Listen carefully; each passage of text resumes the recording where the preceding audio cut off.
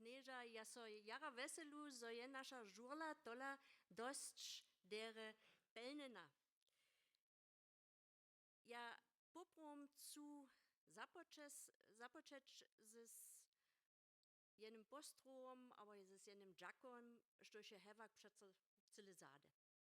Ale dokiż mam ja wam dżęca witać, co ja tola najprede so dżakować pola zariadowario, respektive nošario, tutoho riada, serbska debata.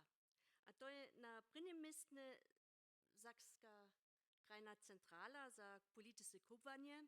Dżęca je knis Döring tu, a bude też niekotre słowa prajč. Proszę prajče też kniezemu doktory Löfflery. So, also nasz dżak, so tuta debata je tu we Łużycy można, also żeby to organizowali. Ja so podziękuję pola redakcję serbskich nowin, szefredaktory kniezy Braumane a swoim jeho sobudżywacym. Cyle dere, so nasze nowiny su so tu tak angażowali, a na 4 miejsca tute debaty, znajmniej tu organizację tych debatów przeuzali. Przy obsahowym przygotowaniu dżęsniejszej debaty je Serbski Institut sobu skutkował, to je cyle jasne, mitgewirkt. Das ist ganz klar, da dieses Thema ein Bereich unserer Untersuchung in unserem Institut ist.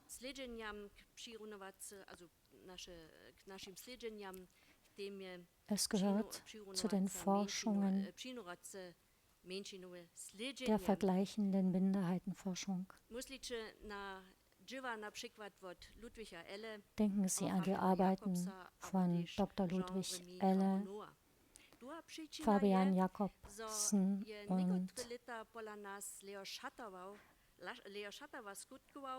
und Leo Schatowa, der mehrere Jahre bei uns gewirkt hat.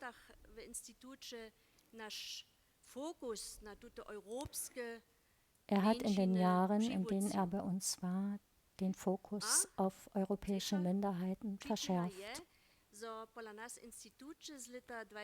Der dritte Grund ist, dass bei uns am Institut seit dem Jahr 2015 Jana Pinošová arbeitet. Sie ist Geschichtlerin und hat promoviert zum Thema Geschichte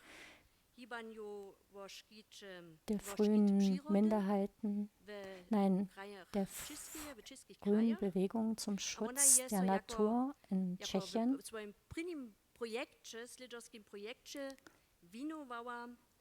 Sie hat sich in ihrem ersten Forschungsprojekt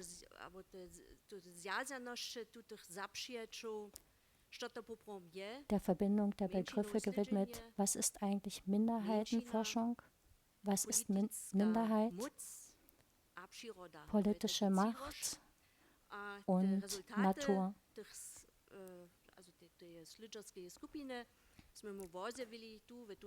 Die Ergebnisse wurden in unserem Haus in diesem Buch veröffentlicht.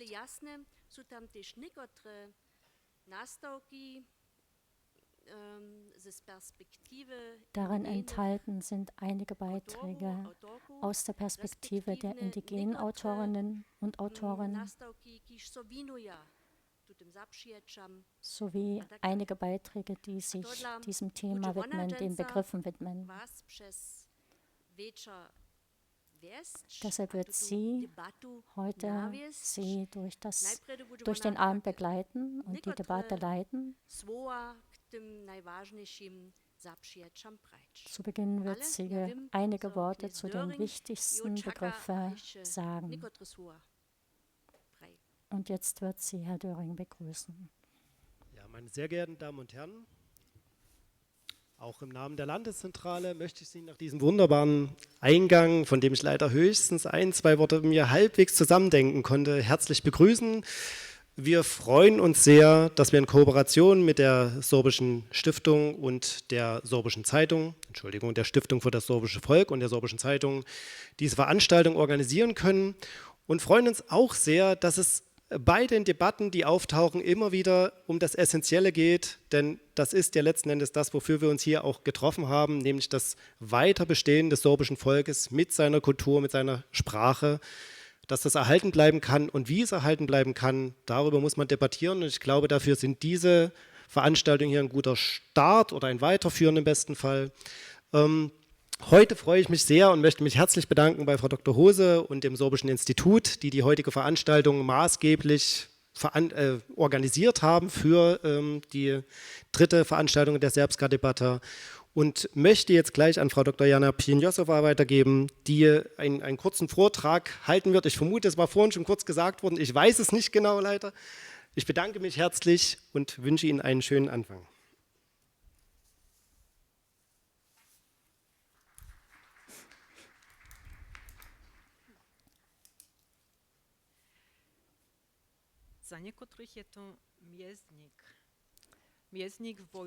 Für manchen ist dies ein Meilenstein gegen Diskriminierung, Rassismus und Gewalt. Dies hatten Vorväter im Zusammenhang mit der europäischen Kolonialisierung zu erleiden. Für andere ist dies eine rechtliche Kategorie, die scheinbar die Möglichkeit bietet, sich das Recht auf kollektive Selbstbestimmung zu fordern. Wir sprechen über Indigenität, genauer über die rechtliche Kategorie indigenes Volk.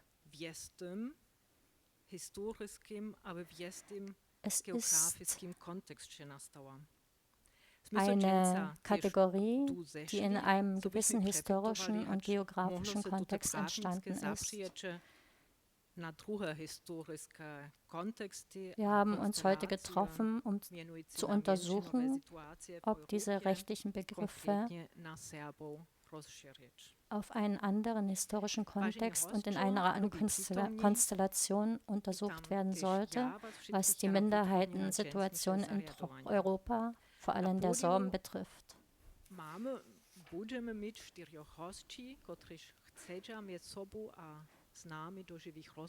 Auf dem Podium haben wir heute 4 Gäste, die untereinander und mit uns ins Gespräch kommen wollen. Wir wollen Begriffe erläutern, die wir benutzen oder die wir nutzen können für eine politische und rechtliche Situation der Sorben. Zuvor möchte ich Ihnen unsere Gäste vorstellen und erlauben Sie mir einige Anmerkungen zu der Geschichte der Initiative, die die Kategorie indigenes Volk für die Sorben nutzen möchte. Im September des Jahres 2019 hat der Serbski Sejm der Bundesregierung eine Forderung übermittelt. Eine Vereinbarung über die einheimischen und in Stämmen lebenden Völker in unabhängigen Ländern, kurz ILO 169, zu unterschreiben und die Sorben als indigenes Volk im Sinne der Vereinbarung anzuerkennen. Was bedeutet ILO 169? Diese Vereinbarung wurde 1989 von der Generalversammlung der Internationalen Arbeitsorganisation ILO beschlossen.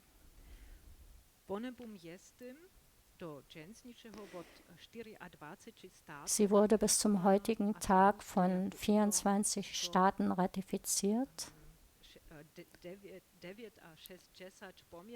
und wird oft als ILO 169 benannt,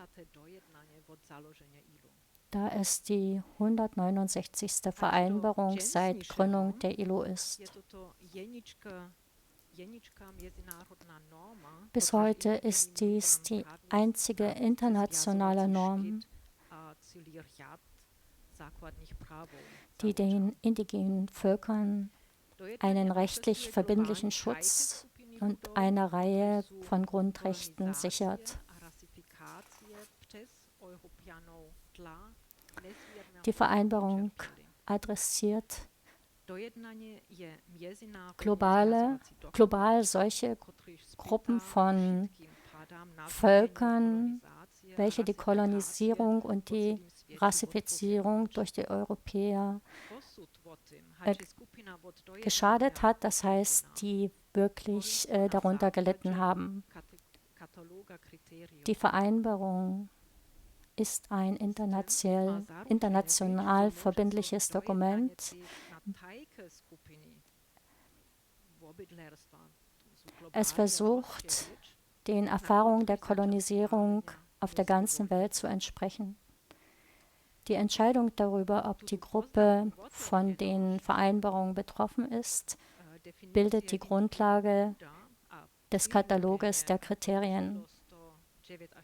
Dabei hat die Selbstidentifizierung als indigenes Volk eine große Bedeutung.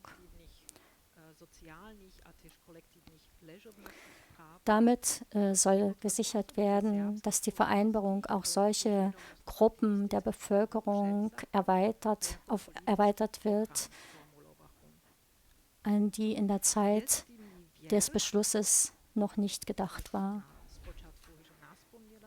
Diese vermeintliche Offenheit der Definition eines indigenen Volkes und die Versprechen, welche die ILO 69 bietet, sind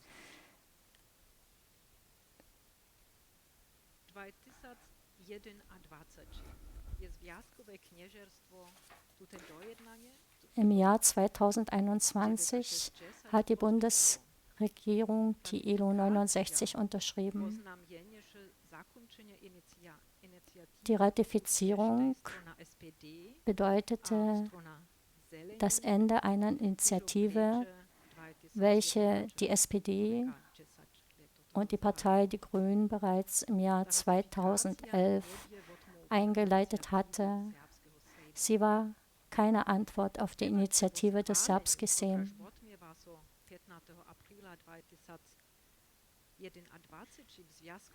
In der Debatte um den Beschluss, welche am 15. April 2021 im Bundestag vorfand, spielte keine Rolle, was die Sorben betraf. Der wissenschaftliche Dienst des Bundestages hatte auf die Frage, ob die Sorben im rechtlichen Sinn ein indigenes Volk sind, bereits zuvor geantwortet. Voraussetzungen des Artikel 1 Absatz 2 der ILO-Konvention 169 und auch nicht der anderen Definition eines indigenen Volkes erfüllen dürften. Formulacija tre pokaza zo Serbia v pravnickim smislu. Die Formulierung zeigt darauf hin, dass die Sorben im rechtlichen Sinn kein indigenes Volk sind. Auf der anderen Seite und nach dem sorbischen Sejm hat die Anwendung der Kategorie des indigenen Volkes erbracht, dass die kategorische Ausschlüsse nicht vorhanden ist. Im Frühjahr 2023 wiederholte der Serbski Sejm seine Forderung, die Sorben als indigenes Volk anzuerkennen. Auch diese Initiative blieb de facto ohne Antwort. Bedeutend für uns heute ist, dass die Idee der Anerkennung der Sorben als indigenes Volk auch zwischen den Sorben nicht groß bekannt ist und auch nicht verwurzelt ist. Einer der Gründe ist die Schwierigkeit, sich in den Begriffen, in welche diese Idee eingelagert ist, zu orientieren. Wer weiß schon, was ILO 69 ist? Welche Geschichte steht hinter der rechtlichen Anerkennung der indigenen Völker? Wie wird das indigene Volk in rechtlichem Sinn definiert? Wer garantiert den definierten Schutz, mit welchen Folgen, für wen und so weiter? Auch in der Überschrift unserer heutigen Veranstaltung steht die Frage. Die Frage ist ein Satz mit Fragezeichen am Ende gegenüber dem Punkt, welche die Sätze beendet und auch hinsichtlich eines Aufrufezeichens, welches die Bedeutung einer Aussage befördert. Dieses Fragezeichen lädt ins Gespräch. Ich freue mich jetzt darauf, unsere Gäste auf dem Podium zu begrüßen. Heißen Sie mit mir Heiko Kosel willkommen. Er ist Rechtsanwalt, Politiker, war viele Jahre Abgeordneter der Linken im Sächsischen Landtag. Heute ist er hier als Mitglied des sorbischen Serbski Sejm. Herr Dr. Detlef Rein, bitte kommen Sie aufs Podium.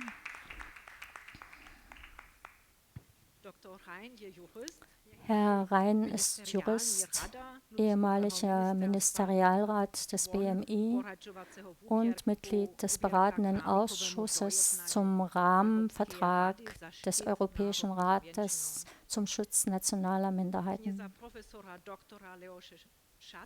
Herr Professor Dr. Leos Šatava.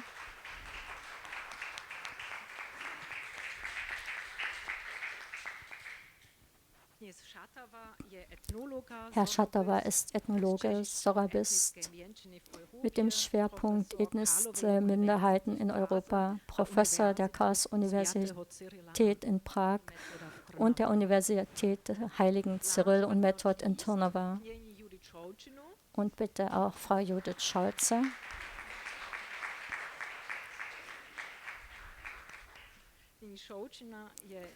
Frau Scholze ist Diplompsychologin. Sie hat bis zum Jahr 2021 das Minderheitensekretariat der 4 autochthonen Minderheiten und Volksgruppen in Deutschland in Berlin gearbeitet und ist jetzt Geschäftsführerin der Domowina.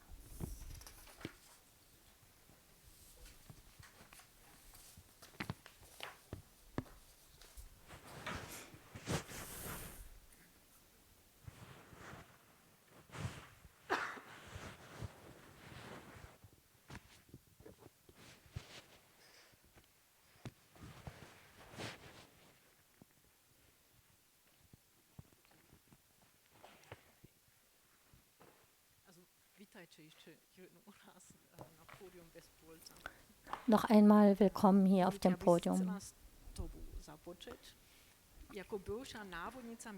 Frau Scholze, als ehemalige Leiterin des Minderheitensekretariats und jetzt als aktuelle Geschäftsführerin der Domowina haben Sie viele Erfahrungen im Bereich des Minderheitenschutzes. Diese Arbeit fordert, Ideen in die politische Arena einzubringen, zu diskutieren, zu verteidigen. Das ist eine Aufgabe, die nicht immer einfach ist. Könnten Sie uns einen Einblick in Ihr Wirken geben? Welche berufliche Position oder Funktion hat Ihnen bisher den größten Raum gegeben, um Minderheitenrechte in Ihren Ideen, Vorschlägen und Forderungen zu verwirklichen? Ist es ehrliche Frage? Es ist ein Scherz. Die Frage zu beantworten ist wirklich schwer, denn jede Tätigkeit, die ich bisher hatte, war fordernd und hatte seinen Bereich. Heute bin ich Geschäftsführerin der Domowina und der Fokus liegt auf dem sorbischen Volk. Die Tätigkeit zuvor im Minderheitensekretariat beschäftigte sich mit allen 4 anerkannten Minderheiten in Deutschland. Zuvor habe ich Erfahrungen in der MENS gesammelt, in der Jugend europäischer Volksgruppen. Dort war ich bereits als Jugendliche aktiv und ich habe nicht nur Minderheiten in Deutschland kennengelernt, sondern auch die Minderheiten in Europa und ihren Gemeinsamkeiten und Unterschiede. In der FUN habe ich dann im Bereich Living Diversity viel getan und in vielen Projekten der EU. Ich hatte gute Chancen, Erfahrungen zu sammeln und diese schaffen mir heute die Möglichkeit, in der Domowina zu finden, welche Möglichkeiten wir haben im internationalen Kontext und wie wir unsere Möglichkeiten auch verwirklichen können. Wenn Sie heute etwas hätten, was Sie im Minderheitenrecht verwirklichen möchten, was wäre das und weshalb? Vielleicht für viele Menschen vielleicht nicht so wichtig, ist es eine Kleinigkeit. Es ist das Gesetz zur Veränderung des Familienrechts, des Familiennamens. Das ist Gesetz und dies wurde umgesetzt. In Medien wurde gesagt, es wurde bereits beschlossen. Es ist jedoch in der letzten Phase des Bundestages, dass es umgesetzt wird. Weshalb sage ich dies? Sie wollten wissen, wo ich mitgearbeitet habe. An diesem Prozess war ich einbezogen. Dies ist ein Gesetz, das etwa 20 oder 15 Jahre gebraucht hat, um umgesetzt zu werden. Herr Dr. Rhein war ein wichtiger Initiator in diesem Bereich. Wir kennen den Begriff dieser Broschüre. In Medien wird oft gesagt, das ist ja nur die Veränderung des Namens vom Deutschen ins Sorbischen. Was jedoch dahinter steckt und welche Möglichkeit wir rechtlich haben, dass wir die sorbische Sprache in den Mittelpunkt stellen können. Nicht nur, dass wir Frauen ein Recht haben, welche Rolle dies für die Familie hat und auch für die Farbigkeit, die wir haben. Ich werde die Erste sein, so habe ich gesagt, die diesen Namen ändert. Das heißt, ich werde versuchen, meinen Namen zu ändern. Ich habe täglich die Diskussion und möchte mich nicht hinter einem deutschen Namen verbirgen. Ich muss immer darüber nachdenken, wie ich heiße. Darf ich Sorbisch unterschreiben? Oder im Moment darf ich das nicht, weil das rechtlich nicht angelegt ist.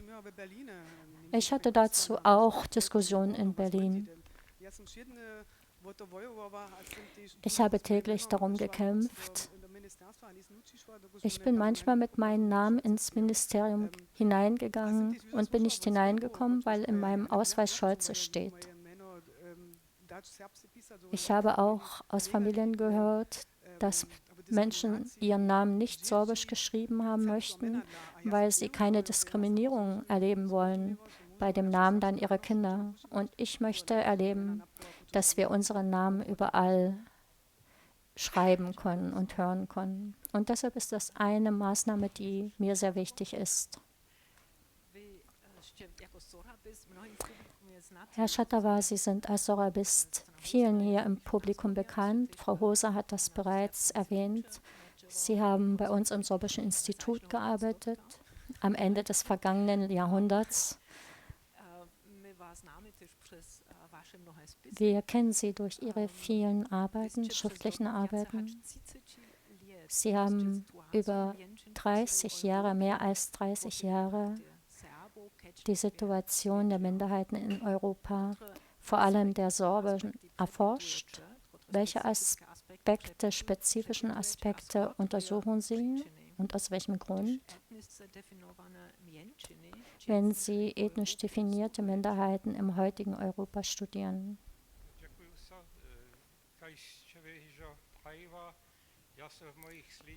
Danke sehr. Wie Sie bereits sagten, ich habe über Jahrzehnte mich mit ethnischen Minderheiten in Europa beschäftigt, sowie auch auf anderen Kontinenten, vor allem jedoch in Europa. Mich interessiert vor allem ein vergleichendes Studium. Wie zeigt sich welche Situation bei welcher Minderheit, in welcher Region? Können wir allgemeine Tendenzen einfangen oder auch nicht? Und sehr viel ist auf die Sorben ausgerichtet. im Vergleich dazu, was gelingt bei den Samen, Walisen und Basken und warum nicht bei den Sorben. Ich versuche nicht rein wissenschaftlich zu arbeiten, sondern auch einen Aktivismus zu entwickeln, vor allen Dingen in dem Bereich, dass Minderheitenrechte geschützt werden, dass sie revitalisiert werden. Das ist mir wichtig, nicht nur akademischer Forscher zu sein, sondern etwas praktisch auf diesem Feld zu tun.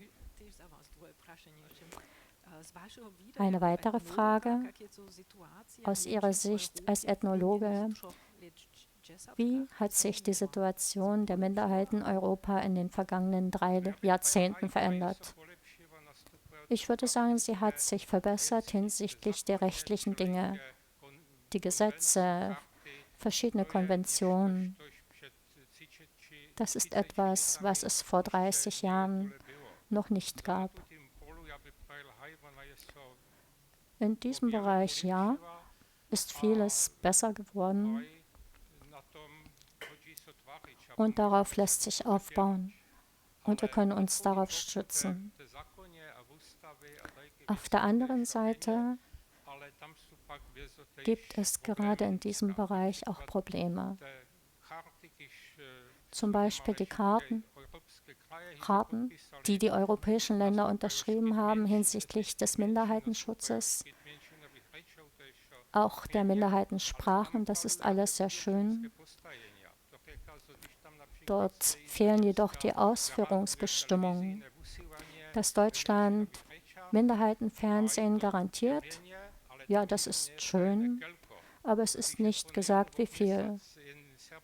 Wenn wir einmal pro Monat ein sorbisches Magazin im Fernsehen haben, dann sind die Forderungen bereits erfüllt. Dies ist meiner Meinung nach noch nicht geregelt.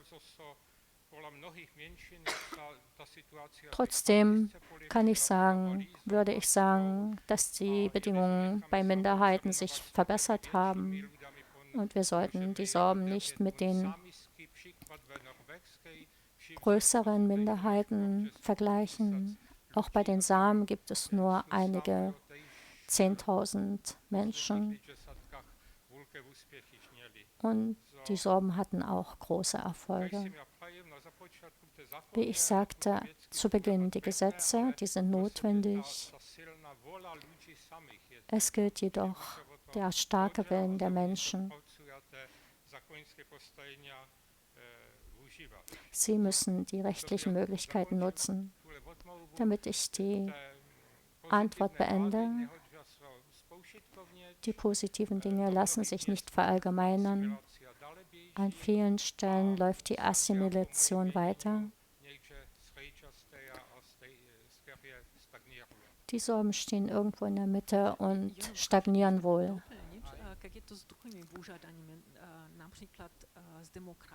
Und wie ist dies mit anderen Herausforderungen, zum Beispiel mit der demografischen Entwicklung?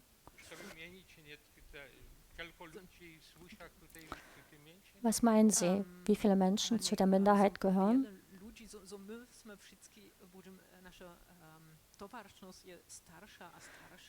Unsere Gesellschaft ist doch immer älter. Hat das irgendwelche Dinge, die auf die Minderheiten auswirken?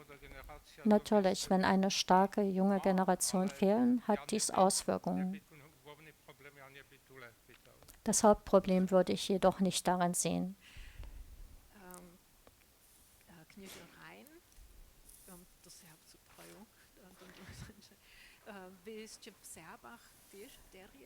Herr Rhein, Sie sind bei den Sorben gut bekannt. Sie waren viele Jahre Teil und Mitglied des Aufsichtsrates.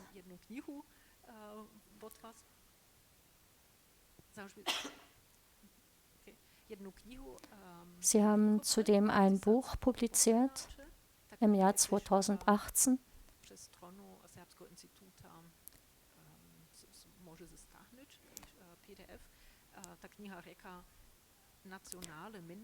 Das Buch heißt Volksgruppe, Volk, Sprachminderheit, ethnische Minderheit oder was?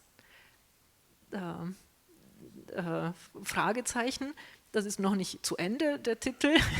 Versuch einer juristischen Begriffsklärung. To rekam, dokaž smo se učenca tu zešli, so smo se po tih wiele terminov Ja, wir haben uns heute getroffen, um Termine zu besprechen.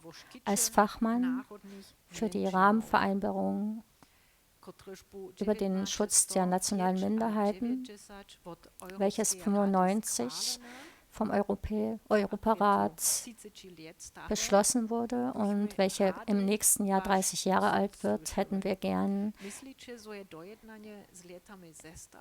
dass Sie uns dazu etwas sagen. Meinen Sie, dass es überaltert ist?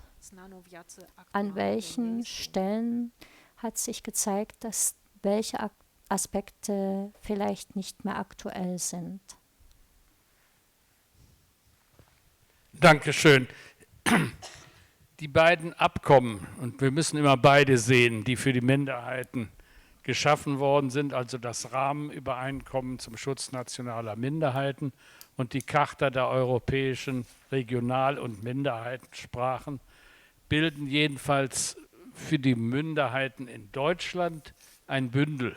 Und es sind längst nicht so viele Staaten bei der Sprachencharta als beim Rahmenübereinkommen, aber für Deutschland glücklicherweise muss man beide zusammen sehen.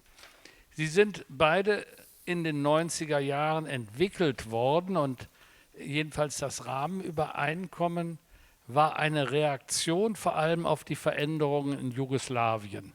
Das Auseinanderfallen des früheren Staates Jugoslawien und das Entstehen dadurch von zahlreichen Minderheiten in den Nachfolgestaaten, verbunden nicht nur mit Problemen, sondern auch mit kriegerischen Auseinandersetzungen. Und da sollte das Rahmenübereinkommen einen friedensstiftenden Beitrag leisten. Natürlich ist inzwischen einige Zeit ins Land gegangen. Es gibt Begriffe, die kommen darin in beiden Abkommen noch gar nicht vor. Die ganze digitale Kommunikationswelt ist noch nicht drin. Es gibt zwar, und darüber haben wir eben schon gehört, die Frage Fernsehen und Radio und wie viel wird da in Minderheitensprachen und in Minderheitenangelegenheiten verbreitet, aber die moderneren Kommunikationsformen sind nicht darin. Nun ist es nicht üblich, völkerrechtliche Vereinbarungen im Gegensatz zu nationalen Gesetzen durch viele Novellierungen immer wieder auf den neuesten Stand zu bringen. Es würde dann allenfalls ein neues oder ein Zusatzabkommen geschaffen, aber es würde nie gemacht. Artikel 5 Absatz 2 lautet jetzt so. Aber andererseits, und darauf legen jedenfalls den Minderheiten gut gesonnene Völkerrechtler Wert, sind die beiden Abkommen Living Instruments des Völkerrechts. Das bedeutet, ihre Auslegung kann sich entwickeln, gemäß den Anforderungen, die von außen herkommen und gemäß den Bedürfnissen, die aus den Minderheiten formuliert werden. Und in beiden Abkommen gibt es dafür einen Mechanismus, das ist das Monitoring-Verfahren.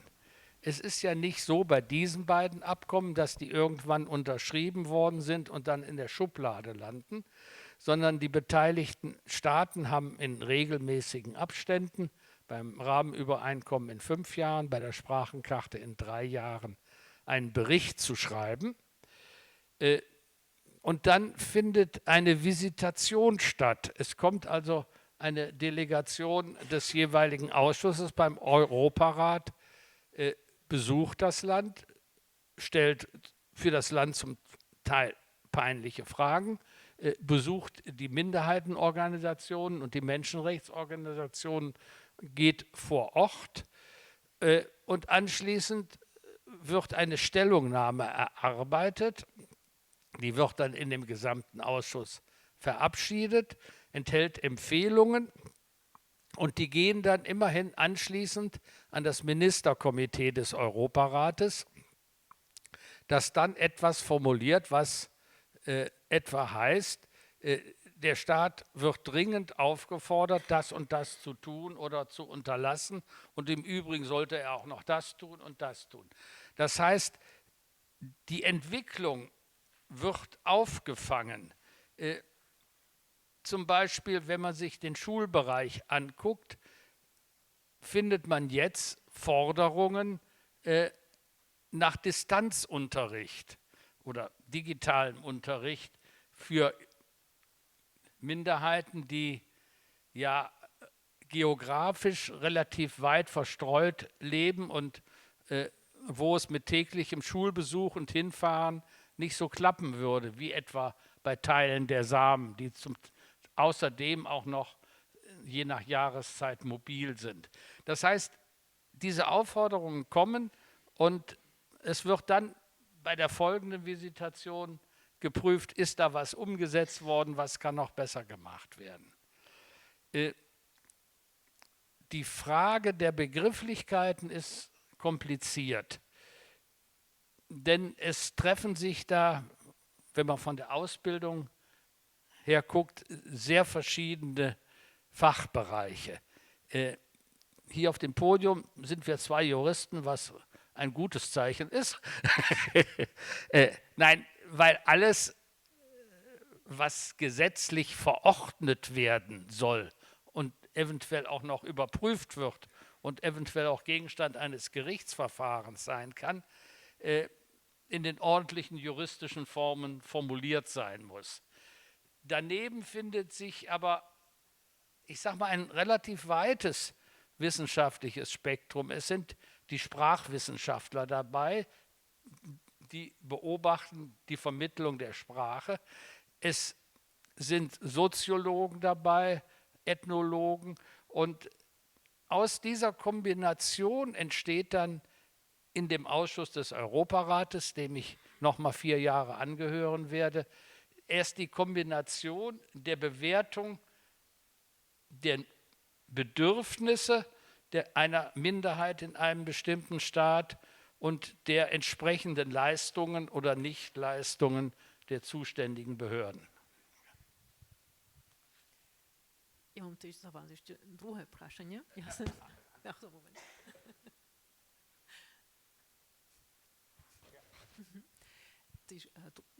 druhé prašenie. Ja som tú knihu naspomnila s tým dlouhým titlom. Ich habe noch eine weitere Frage. Ich habe das Buch erwähnt. Máme v Európe existuje rámikové dojednanie. Jedno rámikové dojednanie. Wir haben in Europa ein Rahmenübereinkommen. Hingegen haben wir viele Minderheitengruppen. Wie können Sie uns als Jurist erläutern, welche Dinge es gibt, die in der unterschiedlichen Begrifflichkeit liegen?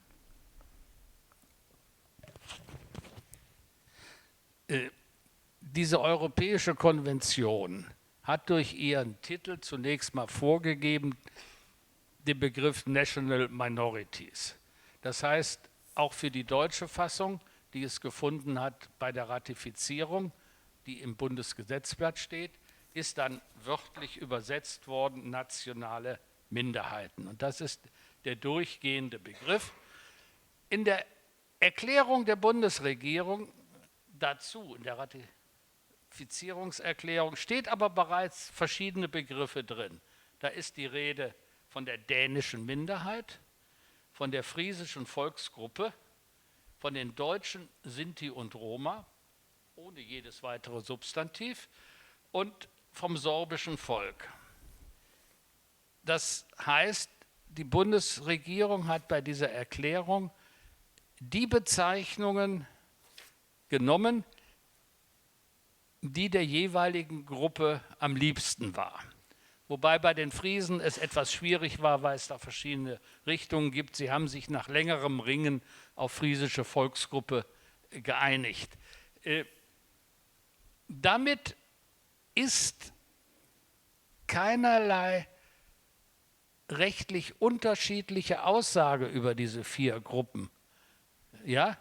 Dem Juristen ist das auch ziemlich egal. Man kann ein Gesetz machen über den Weihnachtsmann und im letzten Paragraphen steht dann, Weihnachtsmann im Sinne dieses Gesetzes ist auch der Osterhase. Oder in dem Versorgungsrecht für Beamte ist das in alter Tradition auf die Hinterbliebenen männlicher Beamte formuliert. Da ist immer von den Witwen die Rede. Und ganz am Ende steht ein Paragraph, Witwe im Sinne dieses Gesetzes sind auch die Witwer. Und damit ist das für den Juristen in der Handhabung eindeutig. Also die Übernahme von Eigenbenennungen führen nicht zu irgendeinem unterschiedlichen Status. Und auch der Europarat, sage ich mal, achtet nicht darauf, auf solche Benennungsfragen.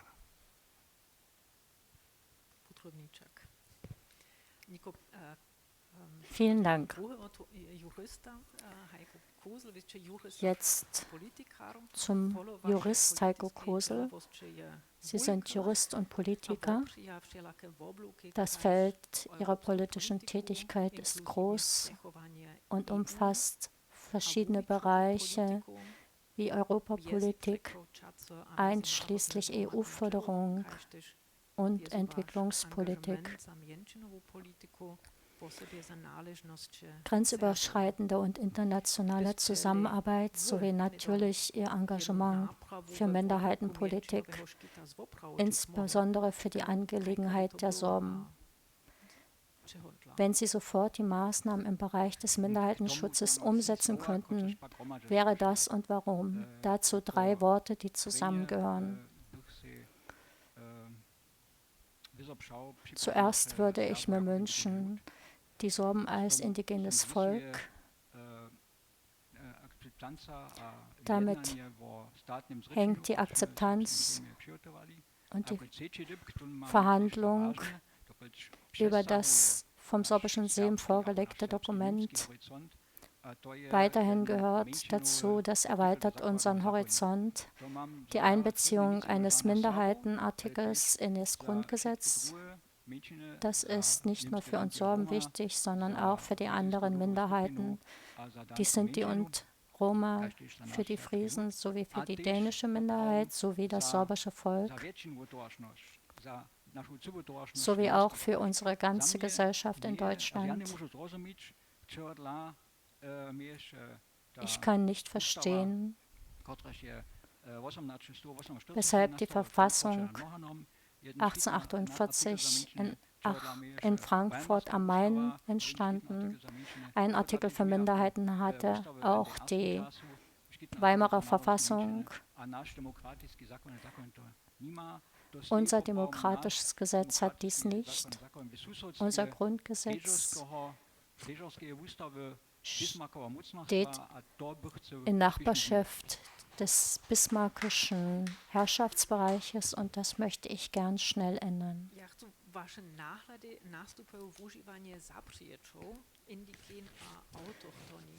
Ich möchte Ihre Ansichten bezüglich der Verwendung der Begriffe indigen und autochton im Zusammenhang mit den Sorben in der Lausitz genauer verstehen.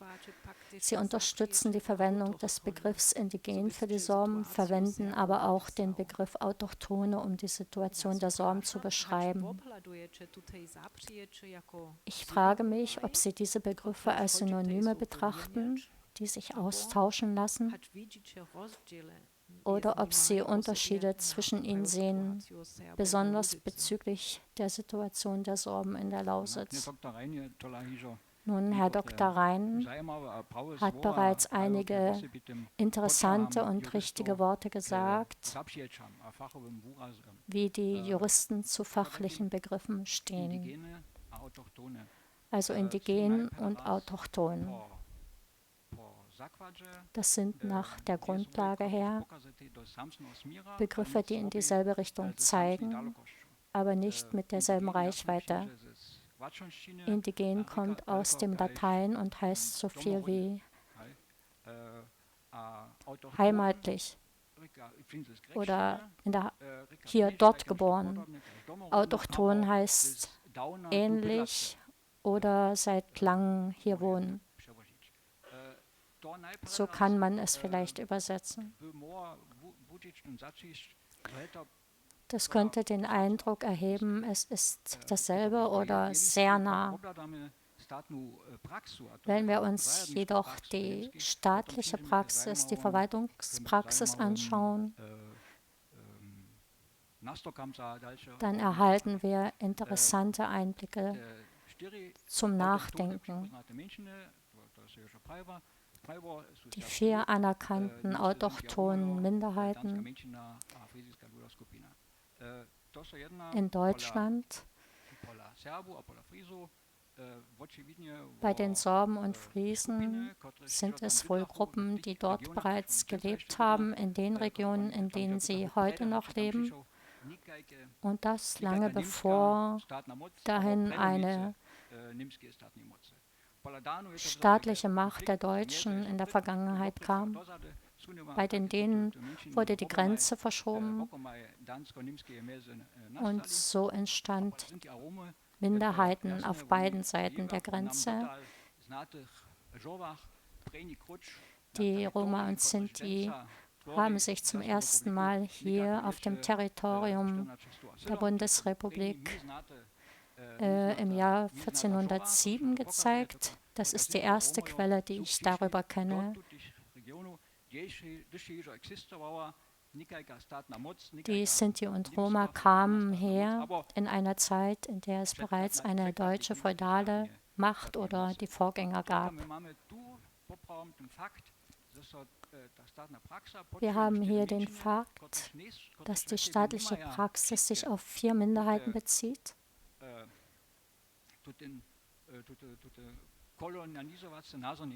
Die nicht alle die kolonialisierende Erfahrung der Kolonie hatten.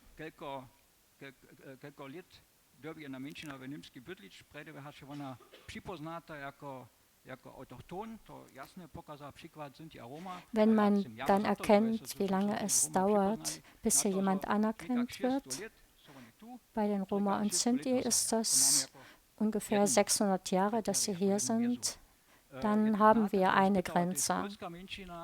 Es ist bekannt, dass auch die polnische Minderheit sich bemüht hat, den Status der autochthonen Minderheit zu bekommen. Sie leben hier etwa 200 Jahre.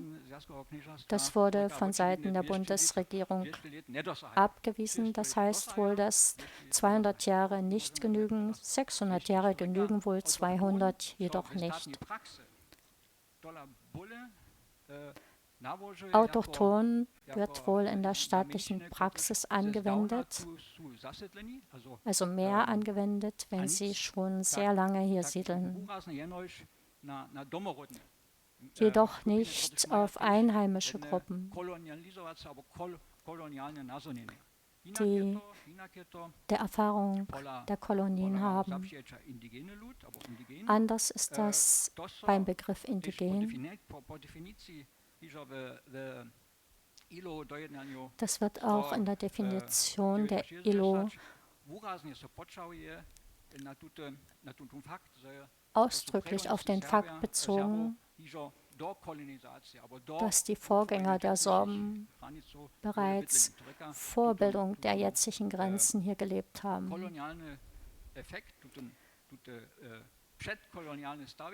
Das heißt, die Geschichte vor der Vor der Kolonie spielt das eine Rolle. Beide Dinge können hier benannt werden, das schließt sich nicht aus. Ich bin jedoch dafür, dass der Begriff indigen verwendet wird. Das ist ein Begriff der Wahrscheinlichkeit und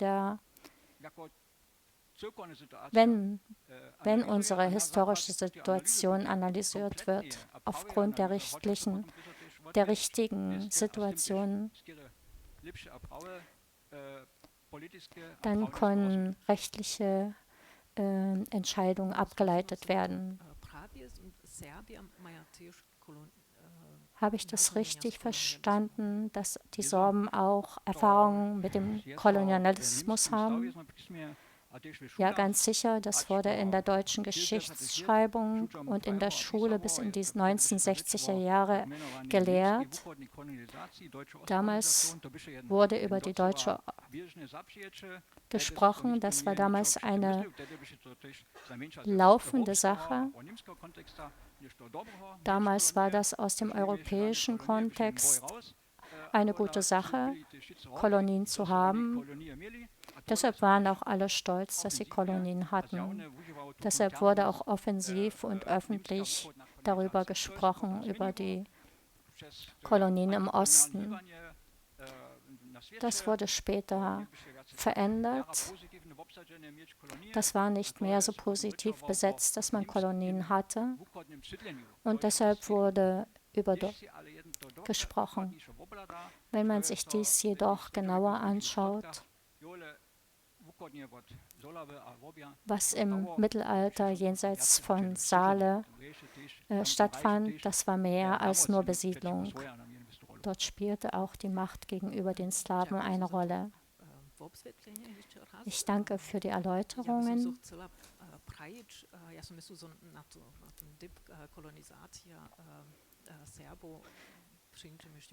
Ich möchte sagen, dass wir zu dem Punkt noch später kommen. Ich möchte Herrn Šatava fragen, welche Minderheiten in Tschechien haben Erfahrungen mit Kolonien. Nun, diese Frage steht bei uns nicht. Wenn wir sollten es suchen wollen, dann waren die tschechischen Roma solchen Momenten ausgesetzt und sind es vielleicht bis heute. Bei uns jedoch gibt es keine Diskussion dazu. Sie sind Wissenschaftler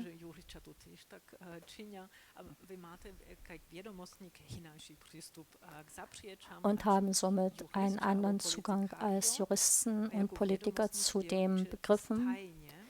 Als Wissenschaftler müssen sie stets Kategorien analysieren und bekräftigen. Können Sie uns sagen, wie solche Kategorien, was die nationalen Minderheiten angeht, in den Jahren verändert haben? Welche analysierte Kategorie ist fruchtbar für die Situation der Sorben und weshalb?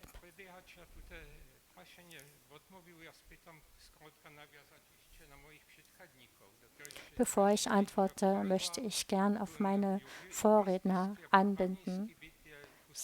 Sie haben gesagt, der juristische und politische Blick ist anders als der anthropologische und der wissenschaftliche. Im ethnologischen Sinn ist das Indigene, das erste Volk, etwas anderes, als bisher angeklungen ist. Es ist kein Zufall, dass neben Deutschland, welche als Regierung die Konvention ratifiziert hat, haben es in Europa die Regierung in Dänemark ratifiziert, Norwegen. In anderen Ländern wird darüber nicht viel nachgedacht. als ich vom samischen Beispiel sprach.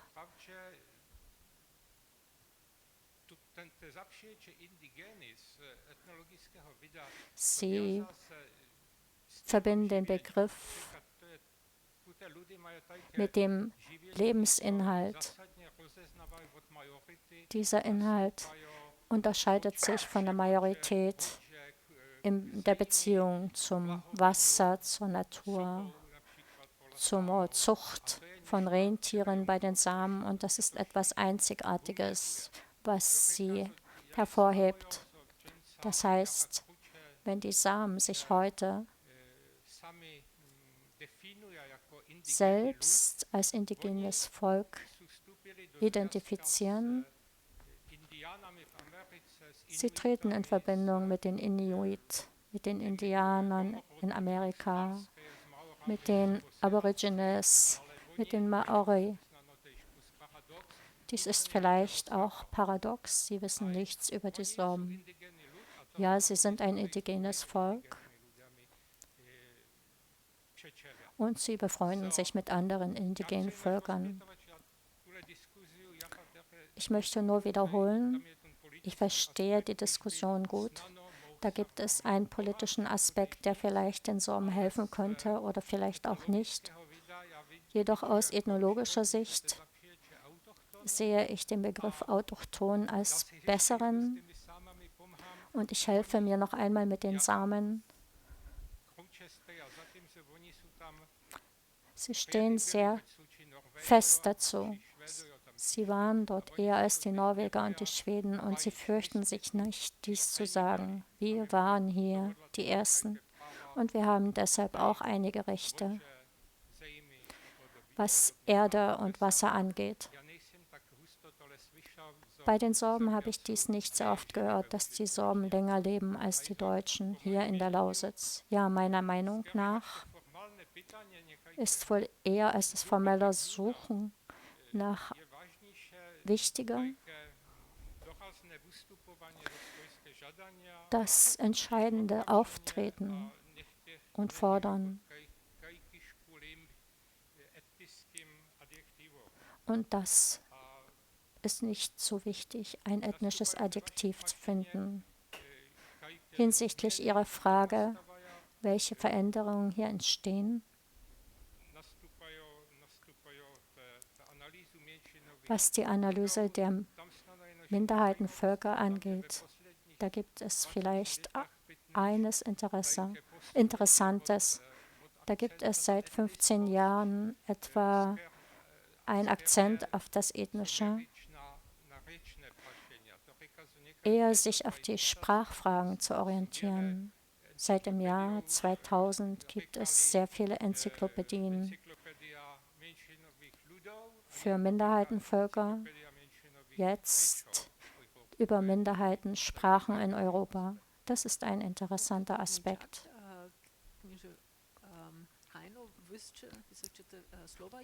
Vielen Dank, Herr Rein. Sie möchten sprechen. Zur Situation der Samen. Es ist richtig, die Samen, aber nur die in Norwegen, sind gemeldet als indigenes Volk nach ILO 169. Das liegt auch mit daran, dass weder Schweden noch Finnland ILO 169 ratifiziert haben. Dort sind die Samen natürlich anerkannt und auch deutlich unterstützt als nationale Minderheit. Hingegen wollen die Samen in Norwegen nicht nationale Minderheit sein. Sie wollen nicht in das System aufgenommen werden.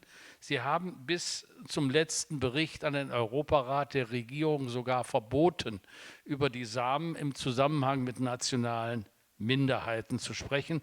Jetzt haben sie es erlaubt, aber so dass ein deutlicher Unterschied zwischen nationalen Minderheiten und indigenem Volk Samen gemacht wird. Es ist aber zu berücksichtigen, dass es innerhalb der Samen, so habe ich es in Finnland beobachtet, erhebliche Auseinandersetzungen sind, wer tatsächlich dazugehört. Es gibt sozusagen die Kaste der rentierhütenden Samen, die halten sich für das Salz in der Suppe und es gibt Hunderte von Verwaltungsgerichtsprozessen darüber, wer von den Samen, die vielleicht keine Rentiere haben, sondern einem anderen, üblicheren Beruf nachgehen, auch mit das samische Parlament wählen darf. Das samische Parlament entscheidet zunächst mal über die Zulassung zur Wahl zum samischen Parlament und dann gegen ist Rekurs zur Verwaltungsgerichtsbarkeit gegeben und da laufen heftig die Prozesse, weil es eben nicht klar zu definieren ist, wer ist ein Same und wer ist damit auch noch in der Gelegenheit zu wählen. Nun sehe ich hier, ja, Frank de Boer, hallo, den kenne ich. In den Niederlanden wurde ILO 169 schon relativ früh ratifiziert, aber auch, und das muss man jetzt mal deutlich sagen, wie in Deutschland, wie in Spanien, wie in Luxemburg, und da haben wir es auch, und in Dänemark, als Ratifizierung als Zeichen dessen, was in Teilen der dritten Welt besser werden soll. Das ist eine Sympathieratifizierung. Bei uns ging auch im Bundestag die Debatte allenfalls darum, und das waren die Gründe für das frühere Zögern auf die ersten Vorstöße der Grünen, welche Auswirkungen könnte das haben auf die Wirtschaftsbeziehungen, die deutsche Firmen mit jenen Staaten haben, in denen es schützenswerte indigene Völker gibt. Heute ist so ein ähnlicher Begriff für diese Fragestellung Lieferkettengesetz. Das heißt, müssen wir eventuell unsere wirtschaftlichen Beziehungen zu Firmen, die irgendwo Urwälder abholzen, einschränken, wenn damit ein indigenes Volk betroffen ist, und führt die Ratifizierung der ILO 169 dazu, dass wir uns anders verhalten müssen als bisher. Es war, ja, bei den Friesen gibt es keine Diskussion über den Begriff. Inwieweit sind Sorben und Friesen unterschiedlich in der möglichen Anwendung von Indigenen? Die Frage habe ich mir auch gestellt und ich finde keine Antwort, was eine mitteleuropäische nationale Minderheit aus einer etwaigen Zugehörigkeit zu den benannten Völkern bedeuten kann. Um gleich eins vorweg zu sagen, weil ja vor allem mein Kollege den Ausdruck des Volkes so gerne hat. Bereits im ersten Artikel der ILO 169 steht, die Verwendung des Ausdrucks Völker in diesem Übereinkommen darf nicht so ausgelegt werden, als hätte er irgendwelche Auswirkungen hinsichtlich der Rechte, die nach dem Völkerrecht mit diesem Ausdruck verbunden sein können. Das heißt, man kann sprachlich, semantisch diskutieren, was ist indigen, was ist autochthon, um es mit Bundeskanzler Kohl zu formulieren. Was kommt hinten raus? Дякую.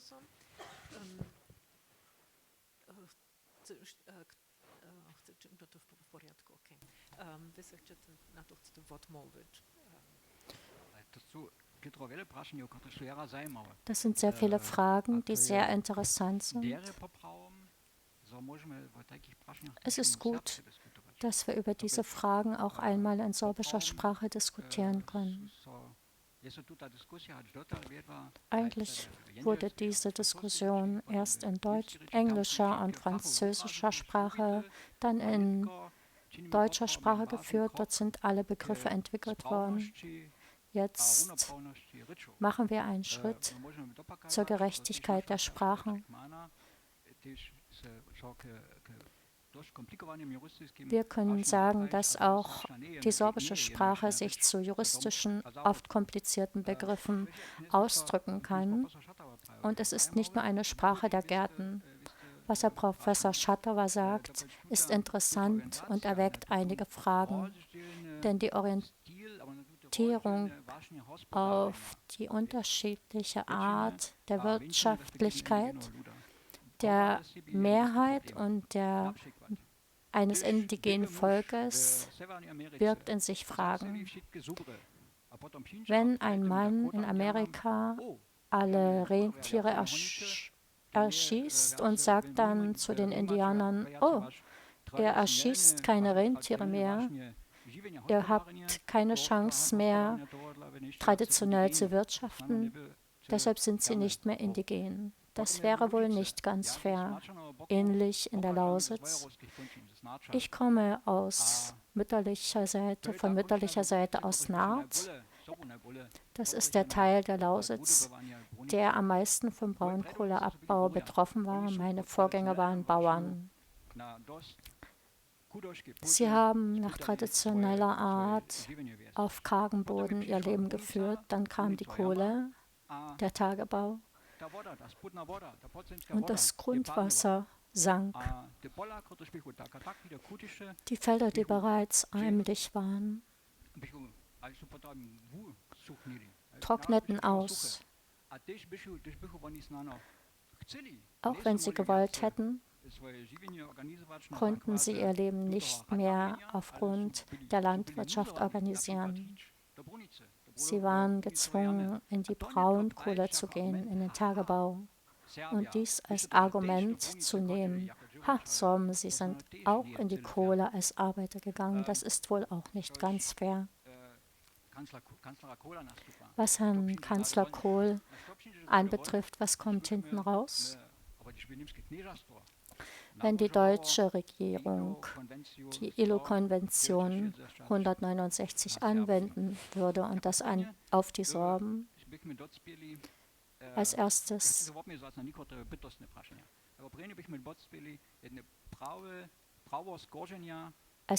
würden wir das Recht auf Klage erreichen,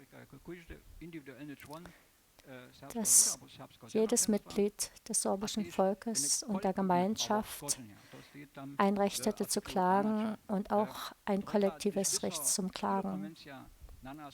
Das steht im Artikel 12.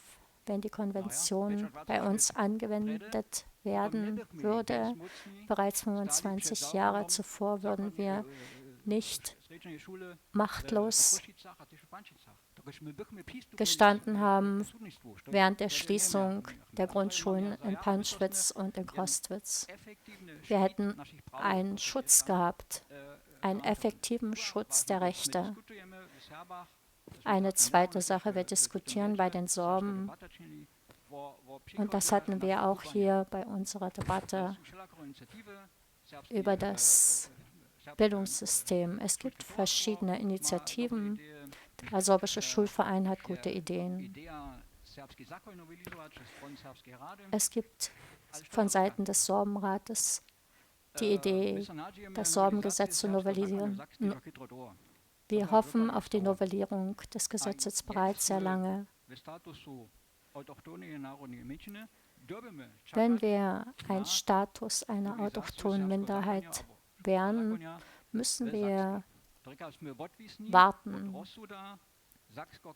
dass Sachsen eine Entscheidung dazu trifft.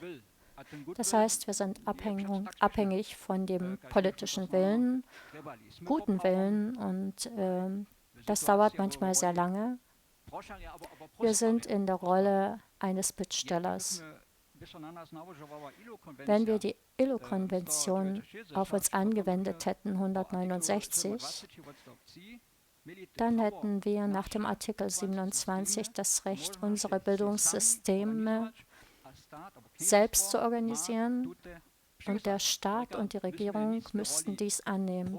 Wir wären nicht in der Rolle des Bittstellers, sondern des Besitzes von Rechten. Das ist doch wichtig.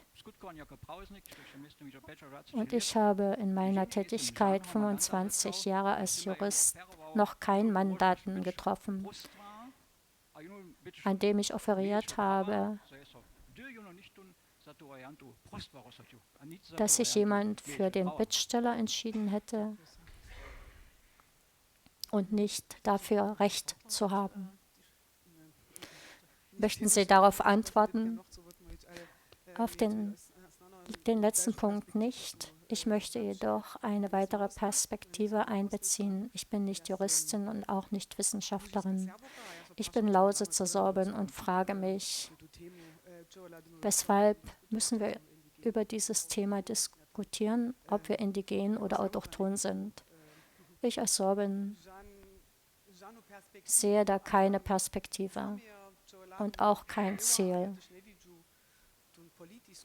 Und ich sehe auch keinen politischen Willen, dass wir die ILO 169 unterschrieben bekommen würden von der Bundesregierung. Wir haben, als die damals entschieden wurde, als Minderheitenrat damit beschäftigt. Wir haben uns gewünscht, dass Deutschland diese Konvention unterschreibt mit einem klaren Punkt, dass wir solidarisch sind und dass Deutschland auch in Verbindung zu anderen Ländern, mit anderen Ländern eine klare Position einnimmt. Meine weitere Perspektive, die ich hier einbringen möchte, ich hatte 8 Jahre die Erfahrung, in Berlin zu arbeiten. Oft wird in der Lausitz gedacht, dass alle wissen, was und wer die Sorben sind. Jeder kennt die Sorben. Wir haben im Bundestag heute mehr als 700 Abgeordnete. Und die erste Aufgabe, die wir im Minderheitenrat und Sekretariat hatten, wir haben erläutert, wer sind die Sorben. Wir hören oft, wir wollen mehr Geld, wir haben Forderungen. Wir müssen jedoch zuerst dazu kommen, dass jeder die Sorben kennt. Dass jeder weiß, wer die Friesen, Dänen und die Deutschen, Sinti und Roma kennt. Das Wissen ist nicht da, auch nicht in Sachsen. Ich frage mich, wie man mit solchen Forderungen, mit solchen gigantischen Forderungen nach Berlin gehen kann und verlangen kann, weil der, mit dem wir dort sprechen, uns noch gar nicht kennt. Und das ist die Tätigkeit dort täglich. Und die 700 Abgeordneten zeigen das Wissen in ganz Deutschland. Wir haben 16 Bundesländer, in denen wir Wissen vermitteln müssen.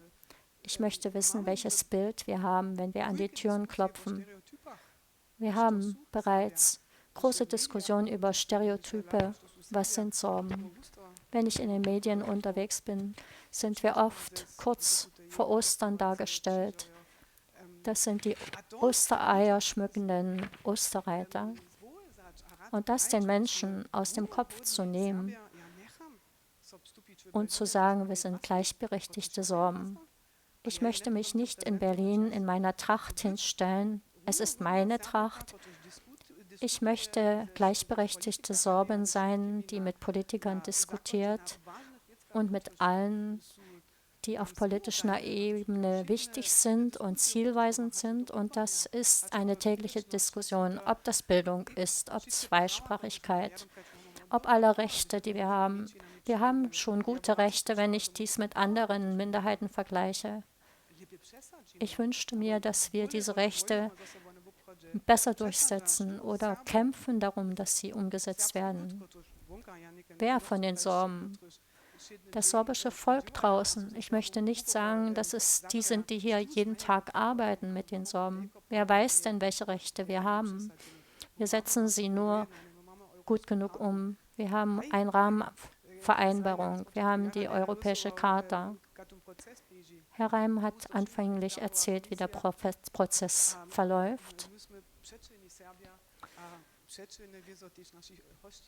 Wir sind sehr freundlich und wir heißen auch unsere Gäste freundlich willkommen. Vielleicht müssen wir lernen, wie wir diese Experten für uns nutzen, damit sie in ihrem Bericht eintragen, was für uns wichtig ist. Das sind für mich eher Fragen, die wir uns stellen. Und eine Sache, die ich heute sagen werde, die Diskussion ist sicherlich wichtig. Doch welche Themen interessieren uns? Wir stehen dieses Jahr vor den Wahlen in den Landtag Brandenburg und Sachsen. Wir wählen das Europäische Parlament. Wir kämpfen um die Erhaltung unserer Demokratie. Wir haben in Sachsen, in Brandenburg vor allem auch Herausforderungen in der Lausitz. Ich bin Bautznerin. Ich sehe, was hier jeden Montag läuft. Ich war zugegen bei Demonstrationen für Demokratie. Ich sehe, wie Kinder und Jugendliche sich verstecken, wie sie in Gruppen laufen. Das sind Fragen, die wir heute diskutieren müssen. Vielleicht haben wir künftig nicht mehr diese Richter.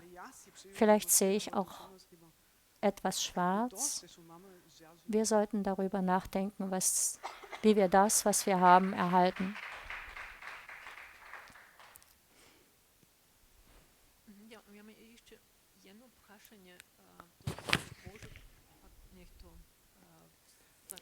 Ich habe noch eine Frage, einen kleinen Moment. Ich habe noch eine Frage, aber bitte einen kleinen Moment, weil wir über die Solidarität gesprochen haben.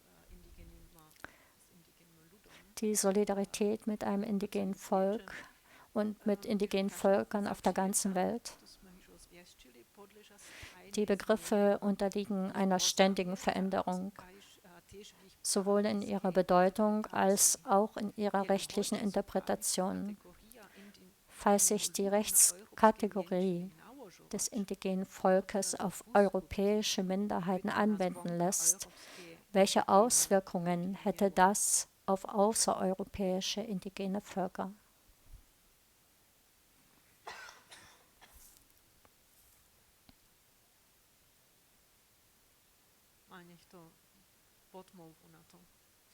Das ist eine Frage mit doppelter Hypothese, also da kommen wir nicht weiter. Es wird nicht stattfinden, sage ich. Erstens sind es überhaupt nur 6 Staaten in Europa, die dem ILO 169 beigetreten sind und davon 5 mit dem erklärten Willen, dass dies umgesetzt werden möge in anderen Teilen der Welt, die wenig genug sind.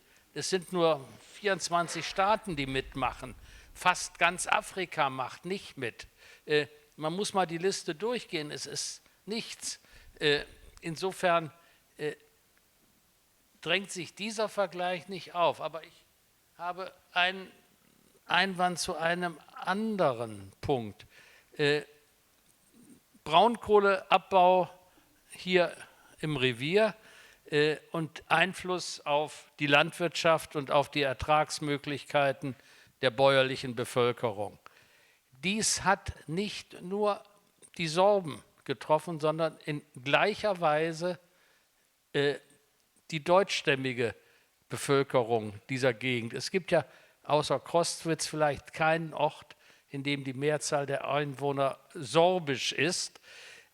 So haben genauso oder noch mehr unter dem Braunkohleabbau mit unzureichender Ersatzleistungen an die betroffenen Landwirte die deutschen Bewohner dieser Gegend getroffen. Wollen Sie jetzt sagen, durch ILO 169 sollen diejenigen, die sorbische landwirtschaftliche Vorfahren haben, einen Entschädigungsanspruch erhalten, nicht aber diejenigen, die deutsche landwirtschaftliche Vorfahren haben?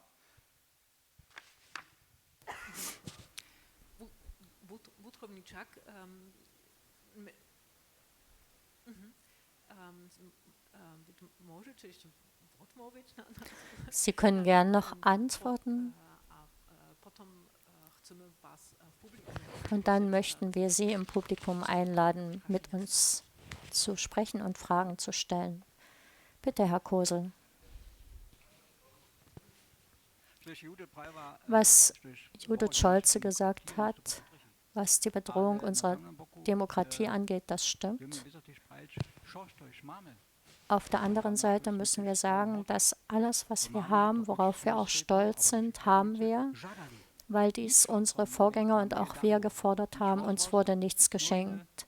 Nicht der Rundfunk, nicht die Zeitung, nicht das Sorbenhaus, nichts. Alles haben wir gefordert. Mussten wir in den die politische Debatte geben in verschiedenen Zeiten und immer war der Beginn die Forderung.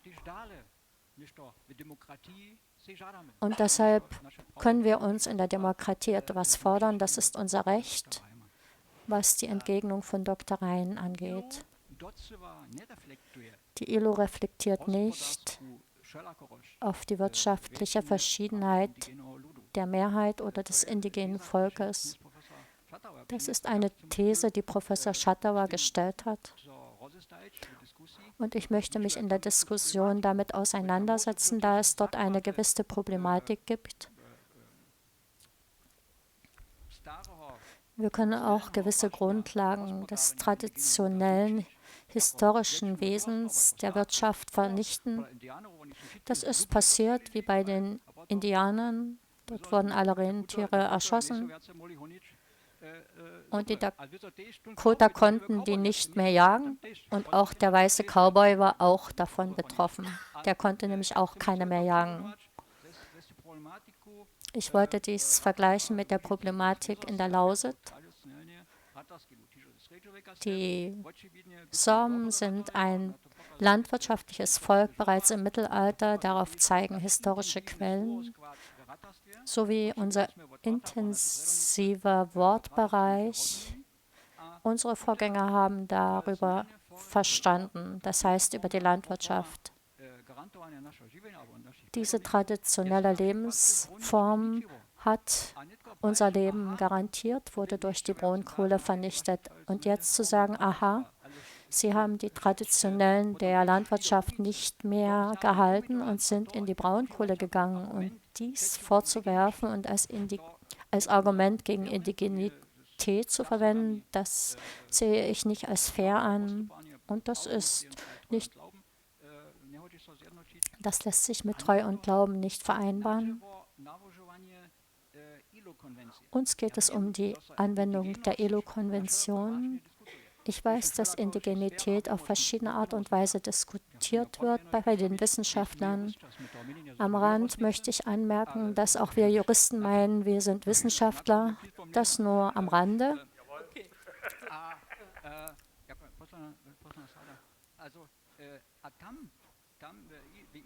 Und dort in der ILO-Konvention geht es um eine Gruppe von Menschen, die Vorgänger haben, die lebten auf diesem Territorium vor der Zeit der Kolonialisierung und vor der Bestimmung irgendwelcher Grenzen.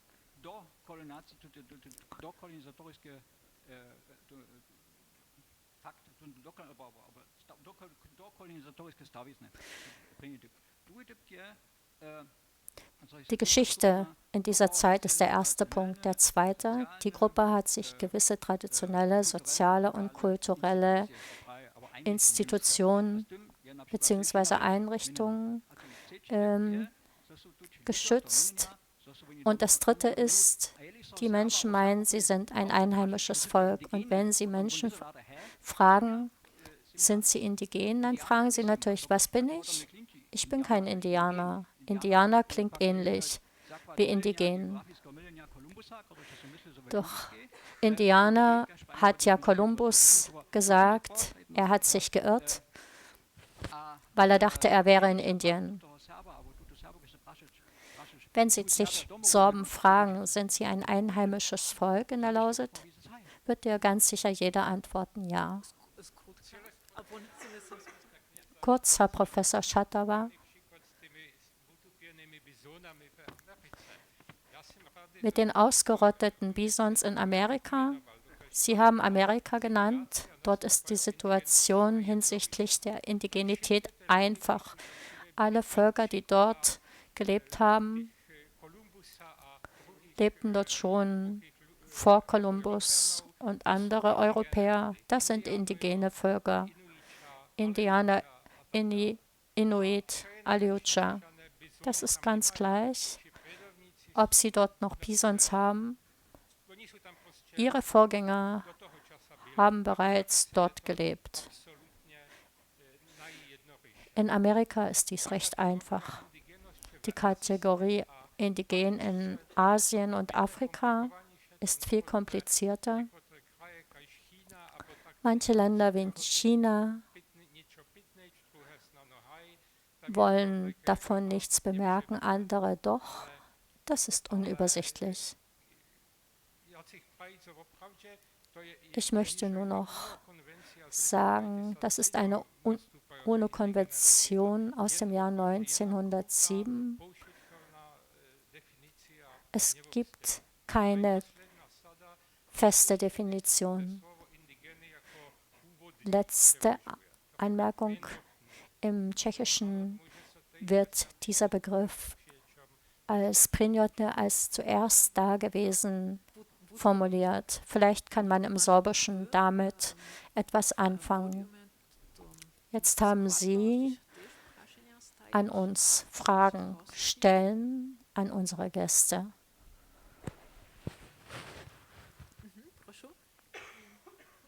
Bitte sehr.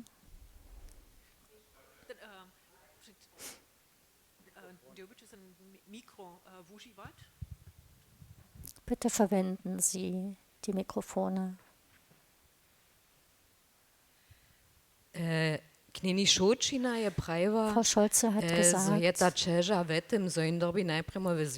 dass die Schwierigkeit darin besteht, dass man im Bundestag erst mal sagen muss, wer sind denn die Sorben. In diesem Moment habe ich sofort gedacht, da würde doch die ILO 169 großartig, wenn wir nicht mehr Bittsteller wären, sondern Inhaber von Rechten wären. Das heißt, wir brauchten niemanden mehr erläutern, wer wir sind und was wir wollen. Dann ging es um die Demokratie und die Bedrohung der Demokratie. Im Rahmen der deutschen Politik wird darüber diskutiert, wie man das Verfassungsgericht schützen kann vor dem, was kommt. Vielleicht vor der Demokratie, die abnimmt. Frage an das Podium. War die ILO 169, wäre dies ein Mittel, uns davor zu schützen, dass wir Rechte verlieren?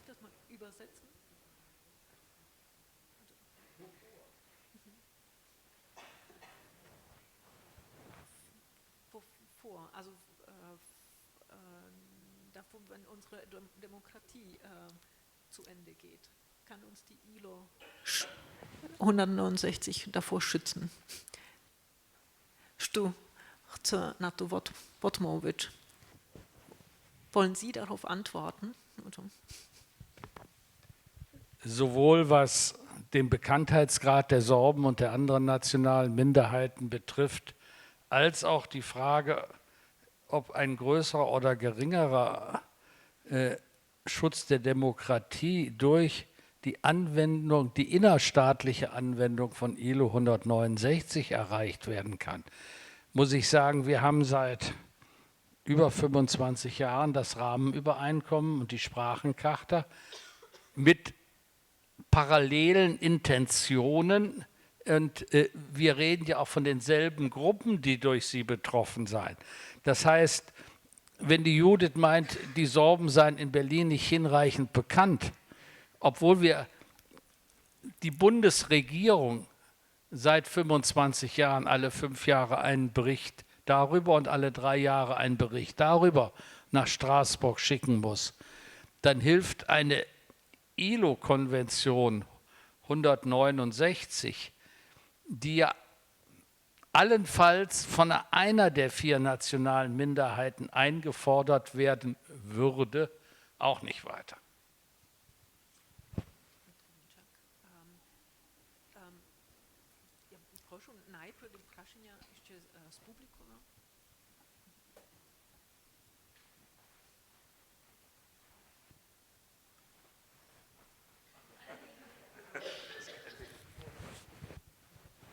Ich bin kein Jurist, ein bisschen Wissenschaftler, aber vor allen Dingen Ingenieur. Also ich gehe relativ pragmatisch an die Sache ran.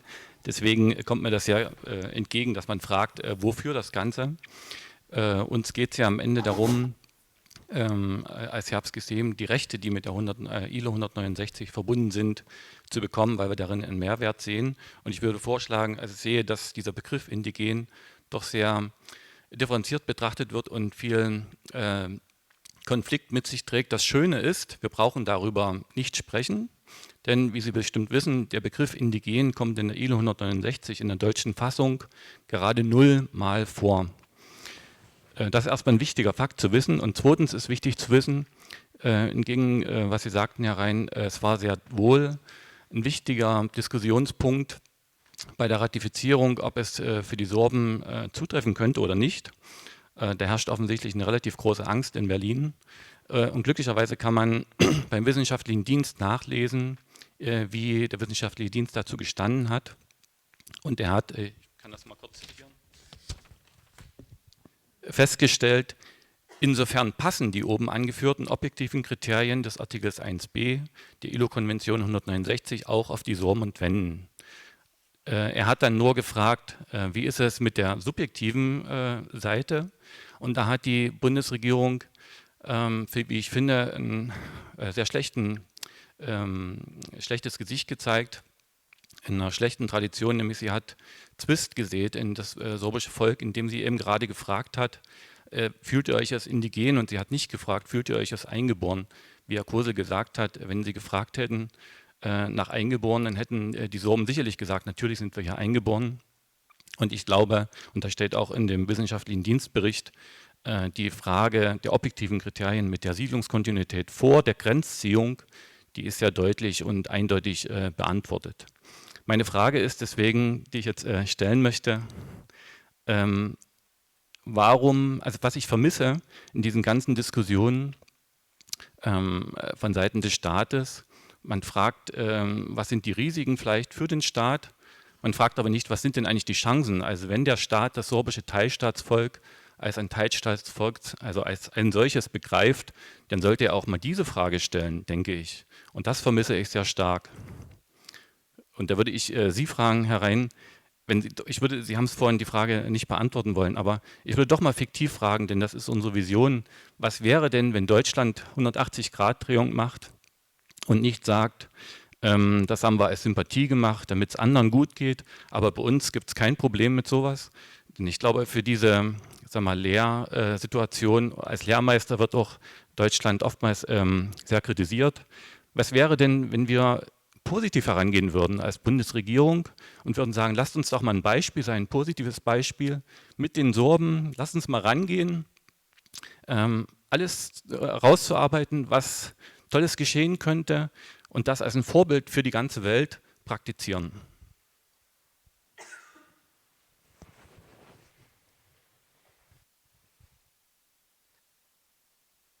Ich glaube, es bringt nichts. Wir stolpern bereits über Artikel 1 Absatz 1 klein a der Definition. Es geht nämlich um in Stämmen lebende Völker in unabhängigen Ländern, das sind wir, die sich infolge ihrer sozialen, kulturellen und wirtschaftlichen Verhältnisse von anderen Teilen der nationalen Gemeinschaft unterscheiden und deren Stellung ganz oder teilweise durch die ihnen eigenen Bräuche oder Überlieferungen oder durch Sonderrecht geregelt ist. Wenn ich mich hier umgucke, hier sitzen 2 Sorben auf dem Podium. Ich sehe keine Unterschiede im Sinne von der Definition, die ILO macht. Wem sehen Sie hier an? Nein, nicht die Hautfarbe. Sprache zum Beispiel. Ja, nicht eine weitere, sondern überhaupt nicht die Staatssprache zu können. Entschuldigung, lassen Sie den Herrn einen bitte aussprechen. Ja, okay. Also, ja mam tu ještě Ich habe hier noch eine Anfrage aus dem Chat. Die Kolonisten haben uns früher auch ihre Religion aufgedrängt. Was machen wir mit dem Christentum, wenn wir indigen sein wollen?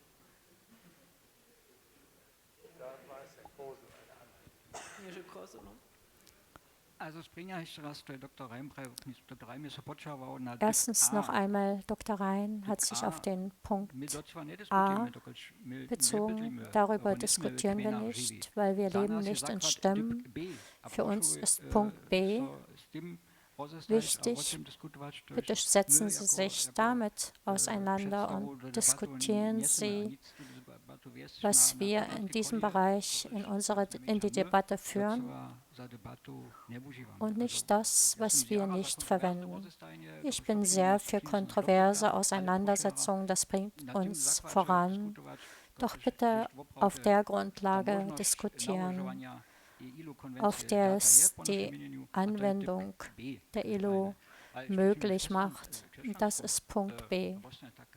Ja, und was ist mit dem Christentum? Das bleibt natürlich so, wie es ist. Nirgends auf der Welt steht in der Debatte, dass mit Anerkennung des indigenen Volkes Prozesse, die aus der damaligen Zeit herstammen und verbunden sind, dass diese Prozesse zurückgeführt werden müssen. Dies steht nicht zur Debatte. Wir wissen, dass indigene Völker die Religion großer Völker, die gesiegt hatten, angenommen haben.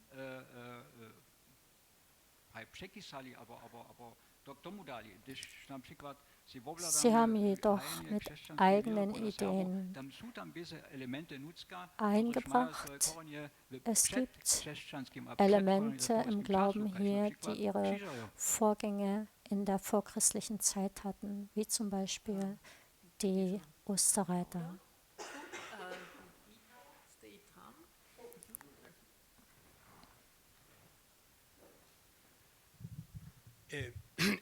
Ja mam potrebu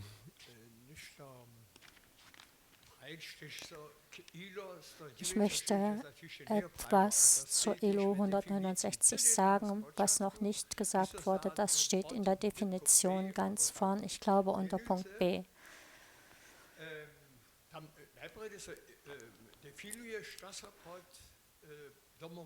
Zuerst wird definiert, was unter einheimisch zu verstehen ist.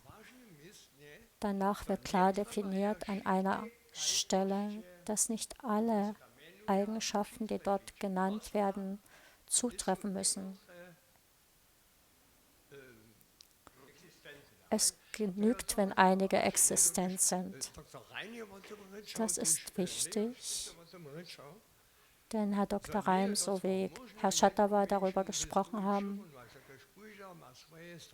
man kann nicht eine Minderheit mit der anderen vergleichen, da jede ihre eigene Geschichte hat und ihre Entwicklung und deshalb ist es schwer, sie zu vergleichen. Deshalb, so denke ich, hat die ILO-Konvention diesen Passus einbezogen, dass es genügt, wenn 2 oder 3 Eigenschaften zutreffen, die auf das Einheimische eines Volkes zutreffen.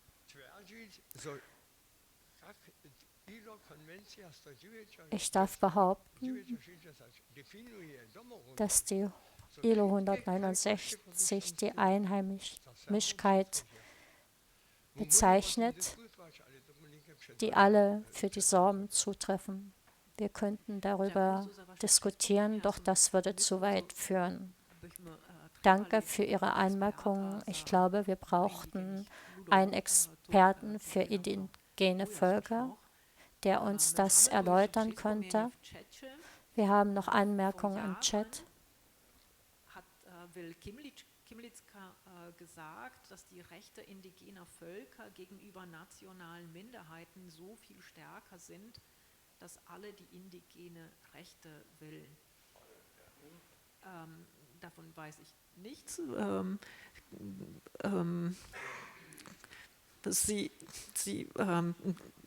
Also es ist keine,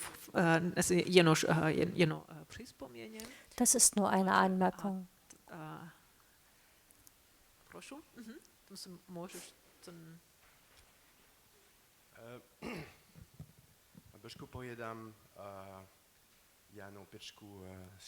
Ich spreche nur wenig Sorbisch.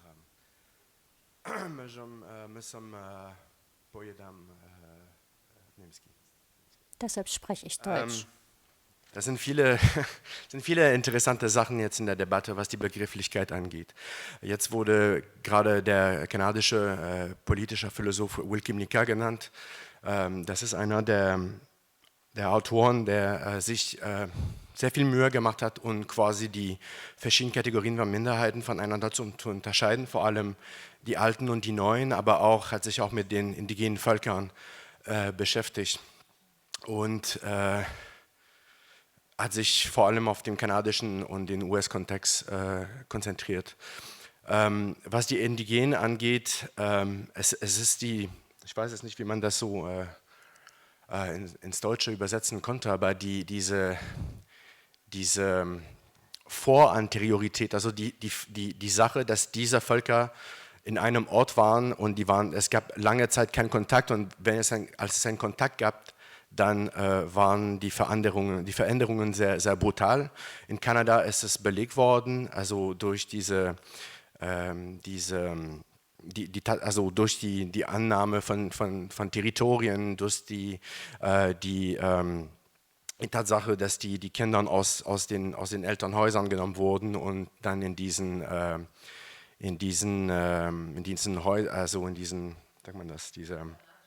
Internatsschulen gebracht worden sind und so weiter und so fort. Aber im deutschen Kontext ist es schwierig zu sagen, dass es war natürlich nicht so ganz genau, aber man muss auch verschiedene Sachen unterscheiden. Das wurde hier genannt, zum Beispiel, also das ist ein interessanter Punkt, fand ich, die Tatsache, dass die verschiedenen Gruppen, die als Nationalminderheiten in Deutschland sind, stark voneinander unterschiedlich sind. Also das ist ganz klar, dass die zum Beispiel, was die Shinti und Roma angeht, dass die sind später angekommen.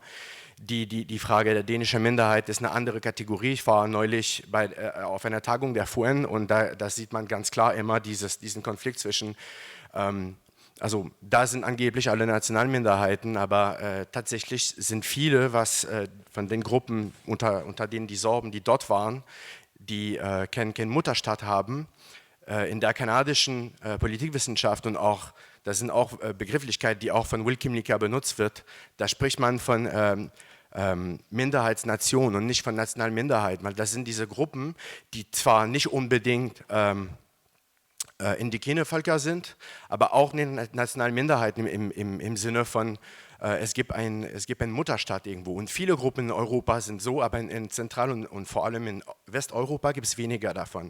Also eine Sache, glaube ich, die wichtig ist für die Debatte, es wird immer wieder darüber geschrieben in Sorbenkreisen, das war zum Beispiel für Ludwig Elle war das ganz klar, die Sorben haben keinen Mutterstaat und deswegen die sind in eine ungünstige Lage im Vergleich zu anderen Gruppen und ich finde, also ganz abgesehen von dieser Frage der Autochtonität, man sollte wirklich diese Karte auf jeden Fall spielen, weil das bedeutet, dass besondere Minderheiten komplett verlassen sind, können sich nicht auf einen Staat stützen, der für sie spricht. Und ich finde zum Beispiel die ganzen Vergleiche mit den Dänen und den Sorben, das hilft uns nicht weiter.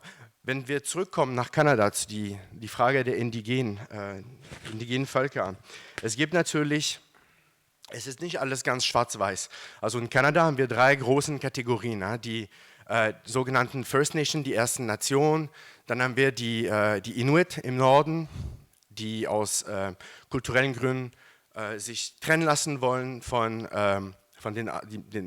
der ersten Kategorie. Aber dann haben wir eine dritte Kategorie, die wurde hier nicht genannt, aber man hat sich auf sie bezogen, wenn man von Bison und so spricht, dann redet man von den Métis. Und die Métis zum Beispiel gelten auch als die dritte Kategorie von Autochtonen in Kanada. Und damit sind besondere Rechte verbunden. Alle diese Gruppen, die waren da vor der Staatsgründung, das betrifft auch Nationalminderheiten, deswegen spricht man von Nationalminderheiten und nicht von Gruppen, also Minderheiten mit Immigrationshintergründen und so weiter.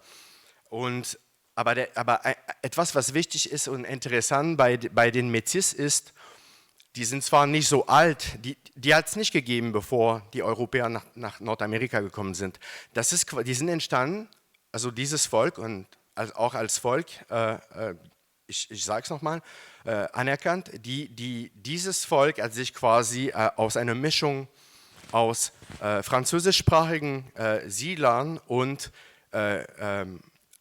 Cri, also Leute von dem Cri-Volk. Das ist einer der größten Völker in Kanada, was die Indigenen angeht. Und nichtsdestotrotz sind sie auch als indigenen Volk anerkannt, obwohl sie viel später kamen, aber die waren schon da vor der Staatsgründung 1867.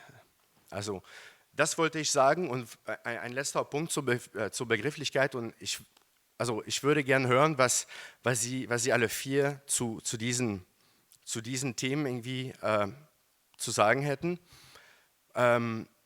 Es wurde hier auch unterstrichen, dass die Begrifflichkeit ändert sich auch je nach Sprache. In Kanada zum Beispiel, wenn wir sprechen von den indigenen Völkern, wir benutzen nicht dieselben Wörter je nach Sprache. Auf Französisch ist die Rede von Autochtones, die Autochtonen, les peuples autochtones.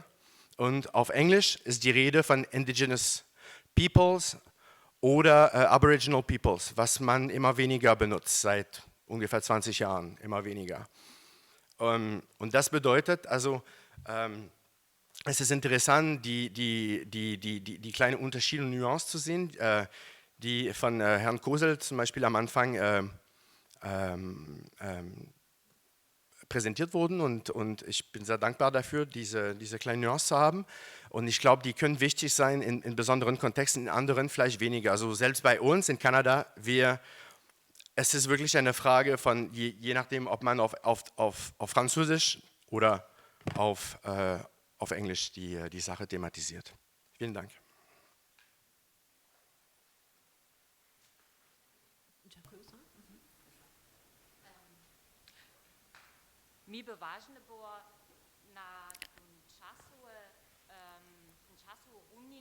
Mir wäre wichtig, auf die zeitliche Ebene zu schauen, wenn wir über Kolonialismus reden. Als Geschichtlerin kann ich sagen, es ist nicht legitim, diesen Kolonialismus im 12. Jahrhundert zu vergleichen mit dem, was in der frühen Neuzeit passiert ist. Da gab es eine ganz andere Qualität als in der Zeit des 12. Jahrhunderts.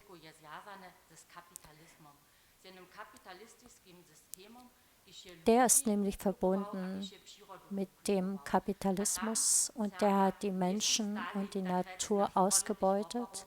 Und da standen die Sorben nicht auf der Seite der Opfer, sondern auf der Seite, die das kapitalistische System in die Welt getragen haben.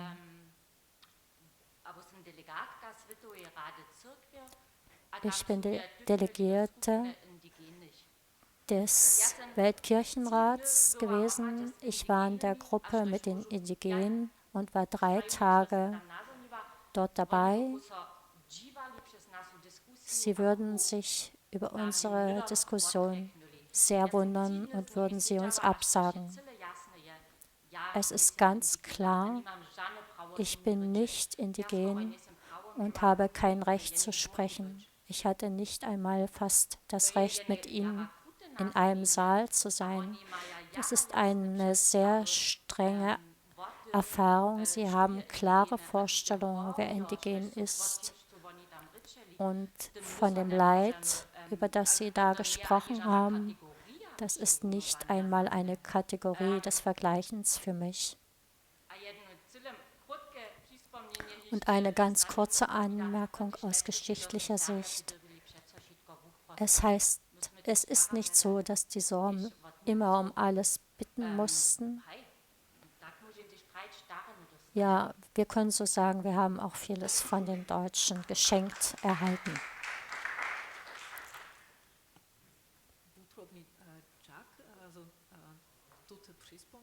Danke für diese Anmerkung.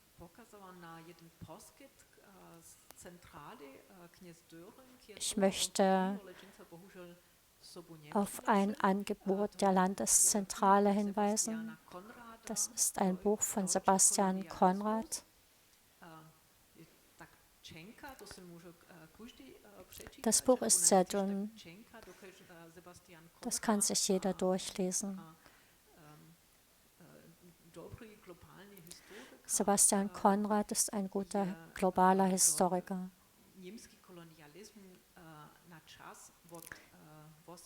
Er hat den deutschen Kolonialismus von 1880 bis 1919 bearbeitet und hat ihn nicht in das 12. Jahrhundert gesteckt. Die letzte Frage.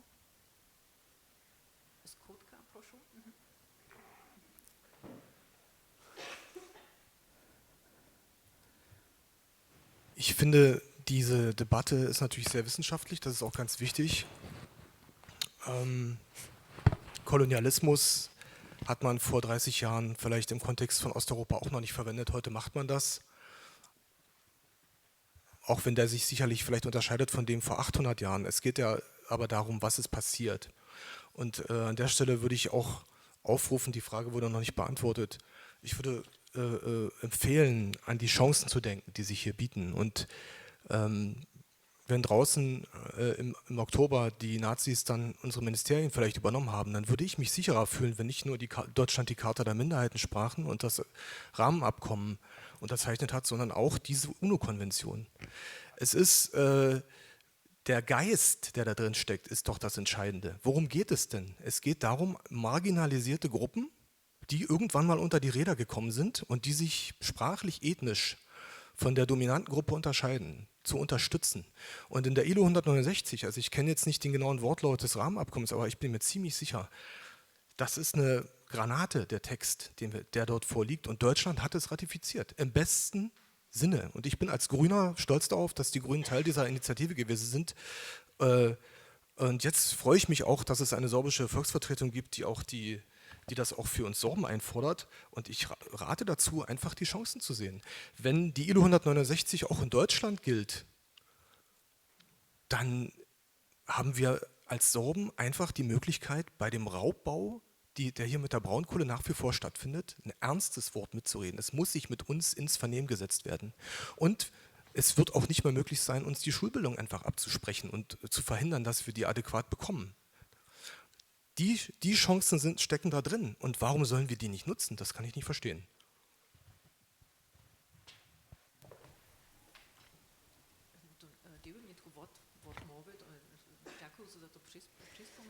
Ich bedanke mich für die Anmerkung. Ich möchte gern unseren Gästen die Gelegenheit geben, einen letzten Satz zu sagen, bevor wir uns verabschieden.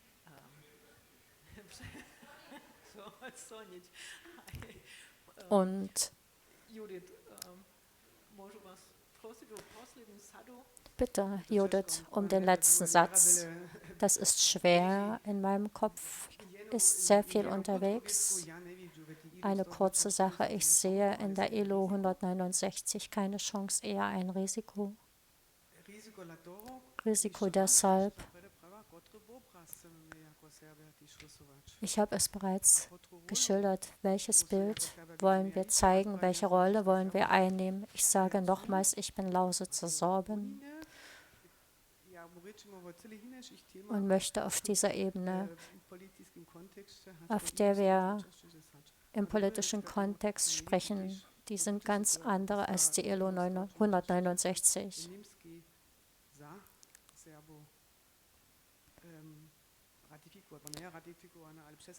Ich denke, es gibt keinen politischen Willen, sie für die Sorben zu ratifizieren. Ich kenne Heiko Kosel lange. Wir wollen im Grundgesetz eingetragen werden. Wir müssen darum kümmern, uns kümmern. Wir müssen darum kämpfen. Wir wissen nur nicht, wann der richtige Moment kommt. Nach den 1990ern war die Chance größer. Heute sehe ich die Chance weniger, jedenfalls nicht jetzt. Bitte auch noch von Ihnen ein kurzer Satz. Ich hoffe nicht das letzte Wort, vielleicht jedoch nur für heute. Was Janka gesagt hat, ist wichtig. ILO schützt uns nicht vor der Nichtdemokratie in unserem Land. ILO könnte jedoch eine kleine Grenze gegen die Politik undemokratischer Kräfte sein. Das sehe ich schon.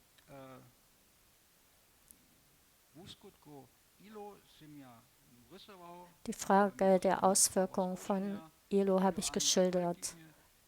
Wir haben das Recht zu klagen, wir können unser Schulwesen organisieren und wir haben wichtige Rechte bei der Mitsprache in der Entwicklung unserer Region. Das ist auch gut für die anderen Bewohner der Lausitz. Der Menschen, die von Projektprogrammen betroffen sind, was zum Beispiel den Kupferbergbau angeht.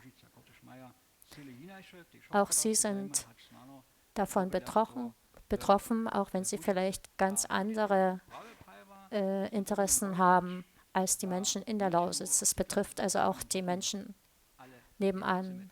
Was Judith sagt, weshalb wollen wir nicht auch noch um andere Dinge kämpfen, um die Anerkennung als indigenes Volk, neben dem, was Judith sagte? Herr Šatava,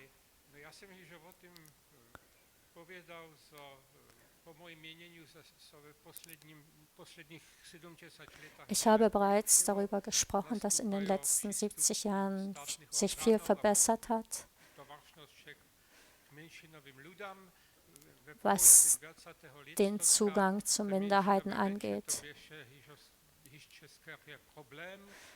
Zu Beginn des 20. Jahrhunderts war der Umgang mit anderen Sprachen doch ein Problem. Dann war es Recht und jetzt ist es Bereicherung, sogar für die Mehrheit. Natürlich ist dies wie eine schöne Floskel. In Wirklichkeit wirkt es oftmals nicht so. Man merkt jedoch ein Vorangehen in diesem Bereich. Ich möchte anmerken, dass die Sorben viele Rechte eingetragen hat, doch wer spricht vor Gericht Sorbisch?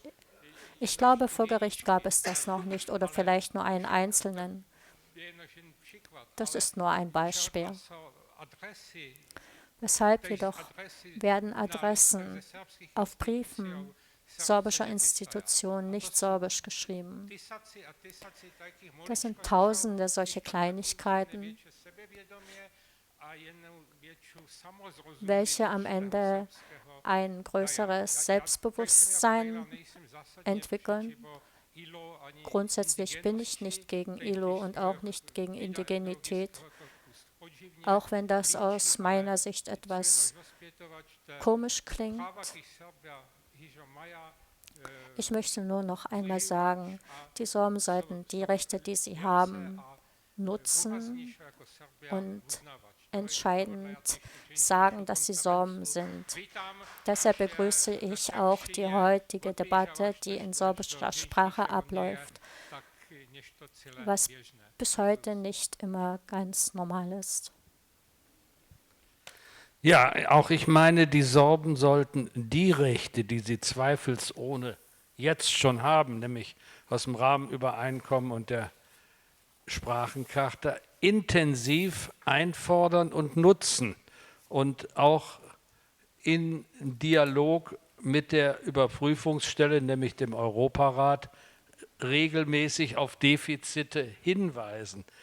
Ich halte es für eine Zerfaserung der Kräfte, die vorhanden sind, aber auch begrenzt sind, wenn man jetzt noch viel Kraft in einen dritten Weg setzen würde, nämlich die Frage, überhaupt erstmal innerstaatlich so weit zu kommen, dass man als geeignetes Volk im Sinne von ILO 169 angesehen wird. Was danach kommt, ist noch schwieriger als beim Rahmenübereinkommen und der Sprachencharta, denn die Begrifflichkeit in ILO 169 ist noch mehr geprägt von unbestimmten Rechtsbegriffen als in den beiden anderen Abkommen. Das heißt, die Diskussion über das, was angemessen ist, was möglich ist, was nötig ist, was finanzierbar ist, ist noch viel weiter gefächert als bei den bisherigen Abkommen.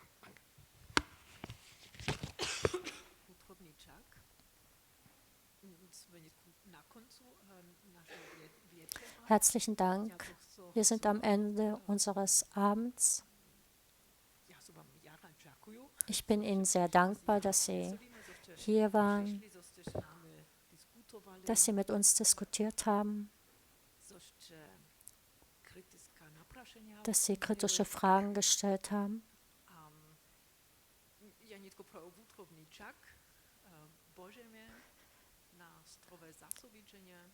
Auf Wiedersehen.